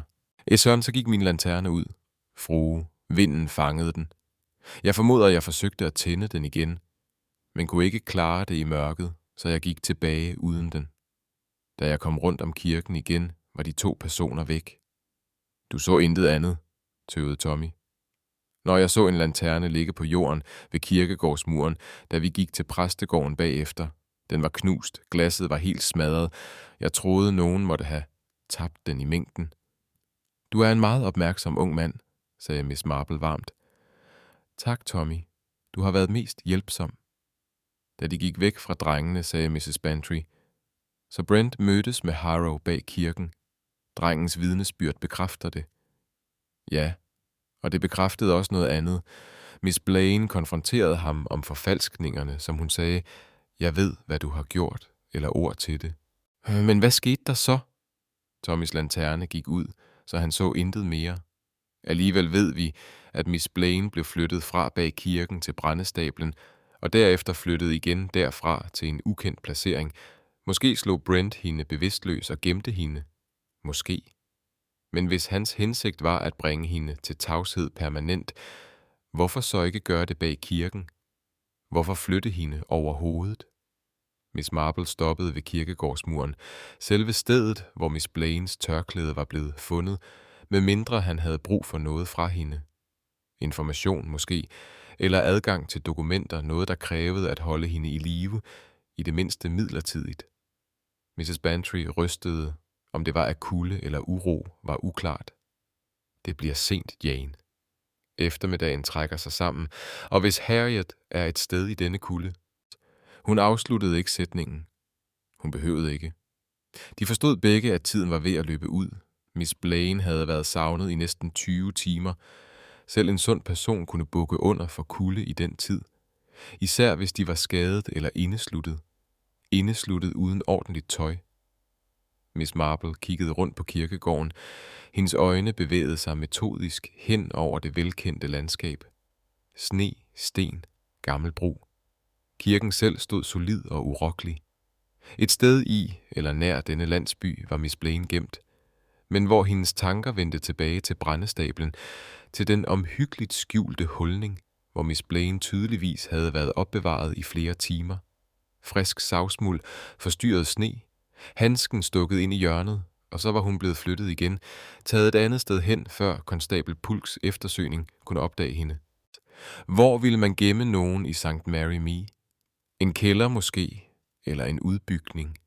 Et sted med adgang. Et sted, der ikke ville tiltrække opmærksomhed under en eftersøgning. Et sted forbundet med sagen, med velgørenhedsbedrageriet, med præstegården, hvor regnskaberne blev ført. Præstegården. Tanken kom til Miss Marple med pludselig klarhed. Selve præstegården med dens mange rum, dens kældre, dens forskellige skabe og opbevaringsrum. Mrs. Clement havde sagt, at huset var travlt i går med folk, der kom og gik. Hvad bedre sted at gemme nogen end lige for øjnene af alle i en bygning, der var så velkendt, at eftersøgere måske ville overse det åbenlyse. Mrs. Bantry, sagde Miss Marple utålmodigt, gennemgik konstabel Pulk præstegårdens kældre. Det ved jeg ikke. Jeg antager, at han må have. Han sagde, han gennemsøgte alt. Ja, men grundigt. Eller kiggede han bare ind i kældrene og så intet umiddelbart mistænkeligt. Miss Marple gik allerede hurtigt tilbage mod præstegården. Jeg bemærkede noget i morges, da vi var i arbejdsværelset. Frisk savsmuld på gulvet, kun et par stykker nær døren. Jeg tænkte intet over det på det tidspunkt, men nu savsmuldet fra brændestablen. Præcis. Nogen bragte savsmuld ind i præstegården på deres støvler eller tøj, og kælderen ville være det logiske sted at tage nogen hen, som man havde gemt i brændestablen. Ude af syne, tilgængelig gennem huset og under juleforberedelserne, med al travlheden, ville ingen bemærke nogen, der smuttede derned. De nåede præstegården og fandt Mrs. Clement i køkkenet, der forberedte en sen frokost. Hun så overrasket ud over at se dem igen så hurtigt. Miss Marple, Mrs. Bantry. Er der nyt om Harriet? Muligvis, sagde Miss Marple. Mrs. Clement, jeg ved, det vil virke mærkeligt, men må vi se i jeres kældre? Jeg har grund til at tro, at Miss Blaine kan være blevet bragt hertil. Mrs. Clements øjne spærredes op. Her, men det er umuligt. Viserand og jeg har været her hele dagen. Sikkert ville vi have hørt noget. Ikke desto mindre vil jeg meget gerne se. Vikarfruen hentede en lampe og førte dem til kælderdøren, der åbnede ud til bryggerset. Stentrapper førte ned i mørket, og lugten af fugtig jord og gammelt træ steg op for at møde dem. Miss Marple steg forsigtigt ned og holdt lampen højt. Snøfter. Kælderen var opdelt i flere små rum. Et indeholdt vikarernes vinsamling. Et andet var fyldt med gamle møbler og kasser. Et tredje rum helt bagerst blev brugt til opbevaring af brænde og kul. Og det var her, bag en stak friskbragt brænde, at Miss Marple bemærkede, at savsmuldet var tættest. Hjælp mig med at flytte disse stammer, sagde hun til Mrs. Bantry. Sammen flyttede de brændet stykke for stykke og afslørede rummet bagved. Og der, liggende på et gammelt tæppe, hendes hænder bundet med reb og en klud over munden, lå Miss Harriet Blaine. Hun var bevidstløs, men åndede, hendes ansigt blegt i lampelyset. Miss Marple knælede hurtigt ved siden af hende og tjekkede for skader. Hendes blå mærke mørknede en tinding, og hendes hud var kold at røre ved, men hun var i live. Mrs. Clement, hent Dr. Haydock straks, sagde Miss Marple. Og send nogen efter konstabel Pork. Fortæl ham, at vi har fundet Miss Blaine, og fortæl ham, at hun er i live. Kapitel 9. Brevet i salmebogen. Dr. Ho ankom inden for få minutter, hans sorte taske i hånden og hans udtryk alvorligt. Han knælede ved siden af Miss Blaines bevidstløse form, tjekkede hendes puls og undersøgte det blå mærke på hendes tinding med øget præcision. Hun har fået et slag i hovedet, sagde han, og hun er stærkt nedkølet. Vi skal have hende varmet op med det samme. Hjælp mig med at bære hende ovenpå. Mellem dem bar lægen og konstabel Pork, der var ankommet et øjeblik senere, Miss Blaine op i præstegårdens dagligstue, hvor Mrs. Clement hastigt havde forberedt sofaen med tæpper og varmtvandsflasker. Miss Marple så på, mens Dr. Haydock arbejdede, fjernede kluden og rebene, der bandt Miss Blaines håndled, og gnidede hendes hænder for at genoprette cirkulationen. Vil hun komme sig? Spurgte Mrs. Bantry ængsteligt. Det tror jeg. Hun er stærk på trods af sit udseende, men hun har haft en frygtelig prøvelse. Doktor. Haddock kiggede op på konstabel Pulk. Den, der gjorde dette, vil blive holdt ansvarlig. Dette er forsøg på mord. Tag ikke fejl. Pulks ansigt var dystert. Jeg har Mr. Brent i varetægt. Hans støvler passer til prinsen. Hans hænder bærer blækpletter. Og den unge Tommy Radford så ham med Miss Blaine bag kirken, men han hævder, at han ikke ved, hvem der flyttede hende til kælderen. Så lyver han, sagde Dr. Taydock fladt. Miss Marple var dog ikke så sikker. Hun stod ved vinduet. Hendes sind arbejdede gennem begivenhedernes rækkefølge. Brent havde mødt Miss Blaine bag kirken. Det var klart. Der havde været en konfrontation, måske en kamp. Men havde Brent slået hende? Havde han gemt hende i brændestablen og derefter flyttet hende til kælderen? Tidspunktet bekymrede hende. Brent var vendt tilbage til den blå borde omkring kl. 19.00 ifølge kroejeren. Miss Blaine var forsvundet tættere på kl. 20.00. Nogen havde flyttet hende fra kirken til brændestablen, efterladt hende der i flere timer og derefter flyttet hende igen til præstegårdens kælder. Men hvornår? Og vigtigst af alt, hvorfor præstegården? Konstabel, sagde Miss Marple stille. Jeg tror, vi skal gennemsøge Miss Blaines sædvanlige plads i kirken. Hun nævnte i går aftes, at hun havde brug for at tale med nogen presserende. Jeg spekulerer på, om hun efterlod sig en påmindelse af en slags, eller måske beviser, hun havde opdaget. Park så skeptisk ud, men indvilligede, og de gik over til kirken. Bygningen var kold og stille, duftende af sten og stearinlys og fyrgrenene, der pyntede alteret. Miss Marple førte dem til den tredje bænk fra fronten på venstre side, hvor Miss Blaine sædvanligvis sad til gudstjenester. Bænken var tom, bortset fra en salmebog, der hvilede på den træhylde. Miss Marple samlede den forsigtigt op og bemærkede, at den var mere slidt end de andre, siderne bløde af brug. Hun åbnede den, og straks fløj flere løse papirer ud. Det ene var et kirkeblad fra søndagen før. Det andet var en opskrift revet ud af et magasin, og det tredje var et foldet brev skrevet med en pæn mandlig hånd. Frøken Marple foldede det forsigtigt ud og læste højt. Kære Harriet, jeg ved, du har opdaget de ændringer, jeg har foretaget i regnskaberne. Jeg indser, at dette må komme som et chok for dig. Mød mig venligst ved ligporten efter lanternegangen, så vi kan drøfte denne sag privat. Jeg er parat til at yde fuld erstatning, hvis vi kan holde dette mellem os. Din fætter Leonard. Det er fra Brent, sagde konstabel Pulk, hans stemme bar tilfredshed. Han indrømmer forfalskningen. Det står lige her på skrift. Men frøken Marple rynkede panden af brevet og vendte det i sine hænder. Gør det? Se på håndskriften, konstabel. Den er meget pæn, meget omhyggelig, næsten for omhyggelig. Hvad mener du? Jeg mener, at dette ikke ligner et naturligt skrevet brev. Bogstaverne er dannet langsomt, bevidst, som om nogen kopierede en andens håndskrift, snarere end at skrive med sin egen hånd. Hun holdt papiret op mod lyset. Og se her, disse blækpletter. Skribenten fik blæk på fingrene, mens han skrev dette brev. Frisk blæk, der smittede.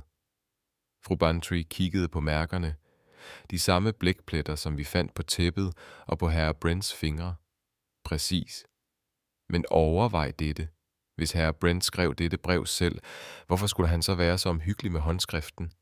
Medmindre han forsøgte at skjule sin egen hånd, eller frøken Marple pausede, hendes øjne skarpe af pludselig forståelse. Eller medmindre nogen anden skrev dette brev og underskrev det med herre Brents navn. En forfalskning? Konstabel Pork så forvirret ud. Men hvorfor? For at lokke frøken Blaine til ligporten, hvor hun kunne blive opsnappet. Du ser, den virkelige forfalskender var slet ikke herre Brent. Herre Brent kom til St. Mary, fordi frøken Blaine havde skrevet til ham om de uregelmæssigheder, hun havde opdaget. Hun mistænkte nogen for svindel og ønskede sin fætter råd om, hvordan hun skulle gå frem, men den faktiske forfalskner lærte dette på en eller anden måde, måske ved at se Brent ankomme, eller ved at overhøre frøken Blaine nævne det. Frøken Marple gik tilbage til kirkestolen og satte sig. Hendes sind rekonstruerede hele sekvensen. Forfalskneren indså, at frøken Blaine havde opdaget de ændrede regnskaber. De havde brug for at bringe hende til tavshed, men de havde også brug for nogen til at tage skylden. Herre Tint Brent var perfekt. En fremmed i landsbyen uden alibi, som havde indrømmet at ville mødes med frøken Blaine privat. Så forfalskneren skrev dette brev med en forklædt hånd, underskrev Brents navn og efterlod det, hvor frøken Blaine ville finde det. Men hvordan kom det ind i hendes salmebog? Spurgte fru Bantry. Det blev lagt der i går eftermiddags, da kirken var åben til forberedelse. Frøken Blaine brugte vanemæssigt denne kirkestol, denne specifikke salmebog. Enhver, der kendte hendes vaner, kunne have smuglet brevet ind, velvidende at hun ville finde det før eller under lanternegangen. Konstabel Pulk fulgte logikken nu. Hans tro viste voksende forståelse. Altså frøken Blaine fandt brevet, troede det var fra hendes fætter og gik til Liporten for at møde ham. Men i stedet mødte hun den virkelige forfalskner. Præcis. Der var en konfrontation bag kirken. Forfalskneren slog frøken Blaine, hvilket gjorde hende bevidstløs. Derefter gemte de hende i brændestablen med den hensigt at flytte hende senere, når der var mindre risiko for opdagelse. Og et eller andet tidspunkt i løbet af natten eller tidlig morgen flyttede de hende til præstegårdens kælder. Men hvorfor præstegården? Fru Bantry kæmpede tydeligvis med denne del. Det er da det farligste sted at gemme nogen. Ikke hvis du havde regelmæssig adgang til præstegården og kunne bevæge dig rundt uden mistanke. Ikke hvis du var en, som præsten og hans kone stolede fuldstændigt på. En, hvis tilstedeværelse i huset aldrig ville blive betvivlet. Frøken Marple rejste sig, hendes udtryk eftertænksomt. Forfalskneren havde brug for at holde frøken Blaine i live i starten, fordi de ikke var sikre på, hvilke beviser hun havde indsamlet, eller hvem hun ellers skulle have fortalt det. De havde brug for tid til at gennemsøge hendes hytte, til at gennemgå hendes papirer, til at sikre, at der ikke var andre kopier af skadelige dokumenter, men til sidst ville de have været nødt til at bringe hende til tavshed permanent. En lyd fra døren fik dem alle til at vende sig om. Præsten stod der, hans ansigt ramt. Frøken Marple, datter Hotdog, sendte mig for at fortælle dig, at Harrow er ved at genvinde bevidstheden. Hun spørger efter dig. De skyndte sig tilbage til præstegården, hvor frøken Blaine lå på sofaen, hendes øjne åbne og men tydeligvis smertefulde. Dr. Haddock svævede i nærheden og så beskyttende ud. Kun et øjeblik advarede han. Hun er stadig meget svag. Frøken Marple knælede ved siden af sofaen og tog frøken Blaines hånd forsigtigt. Min kære, kan du fortælle os, hvem der gjorde dette mod dig? Frøken Blaines stemme var knap et hvisken. Ikke Leonard. Jeg troede, det ville være Leonard, da jeg fik brevet, men det var det ikke. Det var, hun pausede, kæmpede med mindet. Jeg gik til Liporten, som brevet sagde, men den person, der mødte mig, var slet ikke min fætter. Det var en, jeg stolede på, en, der havde adgang til alle regnskaberne. Hvem, frøken Blaine? Du må fortælle os det. Frøken Blaines øjne drejede sig et øjeblik, så åbnede de sig igen med besvær. Den person, der meldte sig frivilligt til at hjælpe med velgørenhedsarbejdet, som tilbød at tjekke regnskaberne, og som altid var så hjælpsom, så ivrig efter at assistere. Hendes stemme faldt endnu lavere. Jeg konfronterede dem i præstegårdens arbejdsværelse i går eftermiddags, viste dem beviserne. De lod som om de var chokerede, sagde, at de ville hjælpe mig med at undersøge, men jeg så frygten i deres øjne, og senere sendte de mig det brev, hvor de lod som om de var Leonard, og lokkede mig til Liporten. Hvem? Spurgte frøken Marple igen, selvom hun var begyndt at have en meget klar idé. Kapitel 10. Juledags sandhed. Dr. Stone kom ikke langt. Konstabel Pulk, trods sin alder og tyngde, viste sig overraskende hurtigt til bens, og han fangede den flygtende læge, før han havde nået forbi kirkegårdens port. Kampen var kort, vidne til at flere landsbyboere, der kom ud fra deres julefrokoster, og endte med Dr. Stone i håndjern, der åndede tungt og så langt mindre fattet ud end den ivrige unge læge, der var ankommet til St. Mary for kun få måneder siden. Frøken Marple så fra præstegårdens vindue, mens Pulk førte sin fange tilbage mod landsbyen og vendte derefter sin opmærksomhed mod frøken Blaine, der drak varm te med rystende hænder under Haddocks vågne øje. Tag din tid, sagde frøken Marple blidt, Men når du er i stand til det, vil vi meget gerne høre, hvad der skete. Frøken Blaine nikkede og satte forsigtigt sin kop fra sig. Hendes stemme var stadig svag, men beslutsomhed viste sig. Jeg opdagede uoverensstemmelserne for 3 dage siden, da jeg tjekkede donationsregistrene mod kvitteringerne.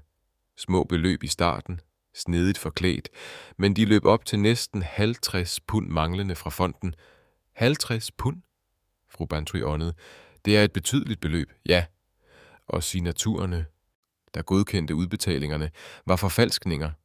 Jeg sammenlignede dem med ægte signaturer i præstegårdens arkiver, og det var tydeligvis forsøg på at kopiere, om end ret dygtige. Jeg var ikke sikker i starten på, hvem der var ansvarlig. Så jeg skrev til min fætter Leonard. Han arbejder med ejendomsregnskaber og har erfaring med svindel. Jeg bad ham om at komme og gennemgå min fund. Frøken Marple nikkede. Dette forklarede herre Brents pludselige ankomst og hans blækplettede fingre fra at undersøge dokumenterne. Jeg begik fejlen, fortsatte frøken Blaine, hendes stemme fuld af beklagelse. At nævne for Dr. Stone, at jeg havde fundet uregelmæssigheder. Han havde hjulpet med velgørenhedsarbejdet, du ser, og jeg troede, jeg kunne stole på ham. Jeg viste ham beviserne i går eftermiddags i præstegårdens arbejdsværelse. Han virkede chokeret og sagde, at vi straks måtte undersøge det. Men jeg så noget i hans ansigt bare et øjeblik. Frygt. Du indså, at det var ham, sagde frøken Marple. Ikke med det samme, men jeg begyndte at undre mig. Så jeg fortalte ham, at jeg mødtes med nogen for at diskutere sagen yderligere, uden at nævne, at det var min fætter. Jeg troede, hvis Dr. Stone var uskyldig, ville han bare vente med at høre, hvad jeg lærte. Men hvis han var skyldig, ville han tage skridt til at forhindre dig i at afsløre ham, afsluttede frøken Marple. Og det gjorde han præcis. Han forfalskede et brev i din fætter navn og efterlod det i din salmebog, velvidende om dine vaner godt nok til at være sikker på, at du ville finde det før aftensangen. Frøken Blaine nikkede svagt. Jeg fandt brevet lige før lanternegangen. Jeg var forvirret, fordi Leonard tidligere havde fortalt mig, at han følte sig utilpas og måske ikke ville deltage i festlighederne. Men brevet virkede ægte, og jeg troede, måske han havde ombestemt sig. Så jeg gik til Leeporten som instrueret. Og Dr. Stone ventede, sagde fru Manny. Ja. Han trådte ud af skyggerne, da jeg nærmede mig. Jeg blev forskrækket, spurgte, hvor Leonard var. Han sagde, at der havde været en ændring i planerne, at han havde brug for at tale med mig presserende om regnskaberne. Jeg burde have været mistænksom, men alt skete så hurtigt. Han greb min arm, forsøgte at trække mig bag kirken. Jeg kæmpede, tabte min lanterne. Han sagde noget om, at jeg ikke forstod, at han havde ment at betale pengene tilbage, at jeg ville ødelægge alt. Frøken Blaines stemme vaklede, og Dr. Haddock bevægede sig tættere på og tjekkede hendes puls med professionel bekymring. Men hun vinkede ham blidt væk og fortsatte. Jeg prøvede at råbe, men julesangen var så høj. Vi kæmpede nær Leeporten. Mit tørklæde løsnede sig, og han bandt det groft igen og trak mig med sig. Bag kirken lykkedes det mig at bryde fri et øjeblik, men han fangede mig igen. Det var der, han slog mig. Jeg husker ikke meget derefter, kun kulde og mørke. Han gemte dig i brændestablen, sagde frøken Marple stille. Derefter, da eftersøgningen begyndte, flyttede han dig til præstegårdens kælder. Som en, der hjalp med eftersøgningen, havde han perfekt adgang. Ingen ville betvivle hans tilstedeværelse i præstegården. Men hvorfor holde hende i live overhovedet, spurgte fru Bantry. Han må da have vidst, at hun kunne identificere ham, når hun vågnede. Han havde brug for at vide, hvilke beviser der fandtes, og hvem frøken Blaine ellers havde fortalt det. Han gennemsøgte hendes hytte i løbet af natten, tror jeg, ledte efter dokumenter, og han ventede på en mulighed for at afhøre hende, eller måske iscenesætte en ulykke, der ville bringe hende til tavshed permanent, mens den fremstod som et tragisk resultat af hendes prøvelser. Præsten havde stået og lyttet til det hele. Hans ansigt viste dyb chok. Dr. Stone virkede som en så respektabel ung mand. Han meldte sig så villigt til enhver landsbyaktivitet. Hvordan kunne han gøre sådan noget? Gæld, forestiller jeg mig, sagde frøken Marple, eller måske spil. De sædvanlige grunde til, at folk stjæler. Vi vil finde ud af detaljerne. Jeg er sikker på, når konstabel Pulk foretager sin undersøgelse, men mønstret er bedrøveligt velkendt. En mand, der lever ud over sine midler med adgang til midler. Han tror, ingen holder øje. Små tyverier i starten. Så større efterhånden, som desperation eller selvtillid vokser. Og når nogen bemærker det, vold for at dække over forbrydelsen. Hun kiggede ud af vinduet på det snedækkede landskab, fredfyldt og roligt i vinter eftermiddagen. Julefestlighederne gav perfekt dækning. Alle distraheret af fest, af musik og lys og velvilje. Hvem bemærker en person, der glider væk, eller en, der bevæger sig rundt på præstegårdens grund i mørket? Dr. Stone regnede med det, med kaoset og den tillid, der findes i en lille landsby. Men han regnede ikke med dig, frøken Marple, sagde fru Bantry varmt. Uden dine observationer, uden din insisteren på at undersøge hver eneste detalje, sagde frøken Marple med et lille smil. Jeg havde fremragende hjælp. Tommy Radfords vidnesbyrd placerede nogen med en stiv gang bag kirken med frøken Blaine. Dr. Stone havde forstuet sin ryg i en rideulykke for år tilbage, lærte jeg senere. Han går med omhyggelig ligehed for at minimere smerte, og det friske savsmuld i præstegårdens arbejdsværelse bekymrede mig. Hvorfor skulle der være savsmuld, med mindre nogen for nylig havde været i træværket og sporet det ind? Blækpletterne var det sidste bevis, sagde Miss Blaine stille. Da jeg viste Stone beviserne i arbejdsværelset, håndterede han regnskabsbogen sjusket og fik blæk på fingrene. Han må have udtværet siden, da han greb fat i mig, og senere, da han skrev smedebrevet, mere blæk på fingrene. Mr. Brent havde også blækpletter, anerkendte Miss Marple, hvilket oprindeligt fik ham til at virke skyldig, men hans var fra legitim gennemgang af dokumenterne på Miss Blaines anmodning. Dr. Stone var klog nok til at indse, at en anden mistænkt i landsbyen ville tjene hans formål godt. Han vidste, at mistanken ville falde på Mr. Brent, den fremmede uden alibi. Konstabel Pulk vendte tilbage, tilfreds trods sine anstrengelser. Dr. Stone er sikret i baglokalet på Blue Boar, indtil Colonel Melch kan arrangere ordentlig transport. Han taler endnu ikke, men det vil han. De gør det altid til sidst. De vil gerne ransage hans logi, sagde Miss Marple. Jeg forventer, at de vil finde, at han har levet langt over sine midler. Måske spillegæld, måske bare dyre vaner, og de bør tjekke med banker i nærliggende byer. 50 pund er for meget at bruge lokalt, uden at blive bemærket. Han vil have deponeret det et andet sted. Pulk nikkede og tog noter. De har ret, Miss Marple, og jeg skal bruge en fuldstændig erklæring fra Miss Blaine, når hun er kommet sig nok. I morgen er snart nok, sagde Haddock bestemt. Miss Blaine har brug for hvile og varme i aften. Jeg ordinerer fuldstændig stilhed. Jeg tager hende med til Gossington, annoncerede Mrs. Bantry. Hun kan umuligt blive i sit hus alene efter en sådan prøvelse. Vi har masser af plads, og jeg insisterer. Miss Blaine så tårevædet ud. I er alle så venlige. Jeg har kun været til besvær. Vrøvl, sagde Miss Marple kvikt. De har afdækket svindel og nægtet at se den anden vej. Det kræver mod, min kære. Problemet blev skabt af Dr. Stones uærlighed, ikke deres ærlighed. Præsten hostede. Jeg bliver nødt til at træffe arrangementer for at genoprette de manglende midler og gennemgå alle vores konti fremover. Dette har været et frygteligt chok for sognet. Godt kan komme ud af det endnu, observerede Miss Marple. Større overvågenhed, bedre tilsyn, ondskab, når den bliver afsløret, og fører ofte til forbedringer, der forhindrer fremtidige uret. Selvom jeg indrømmer, at det er en hård lektion.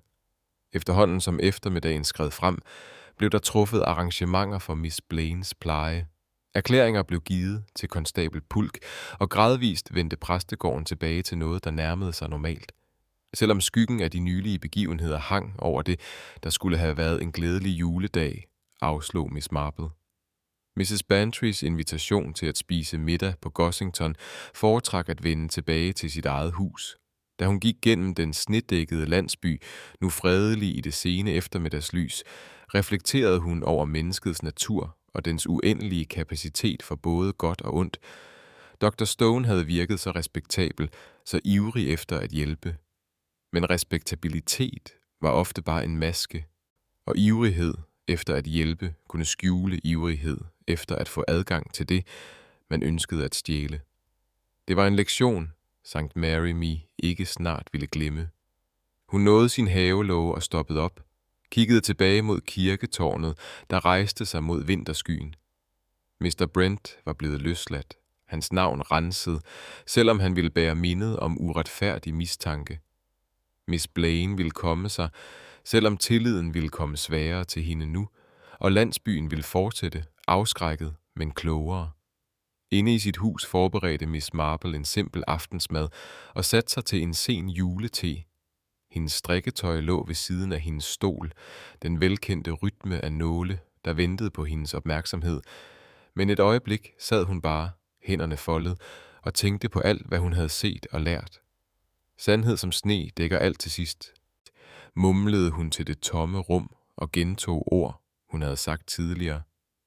Men aldrig længe, og sandelig var sandheden dukket op, som den næsten altid gjorde for dem, der var tålmodige nok til at observere omhyggeligt, til at spørge blidt og til at huske, at menneskets natur i St. Mary Me, eller hvor som helst ellers, forblev evigt forudsigeligt farligt.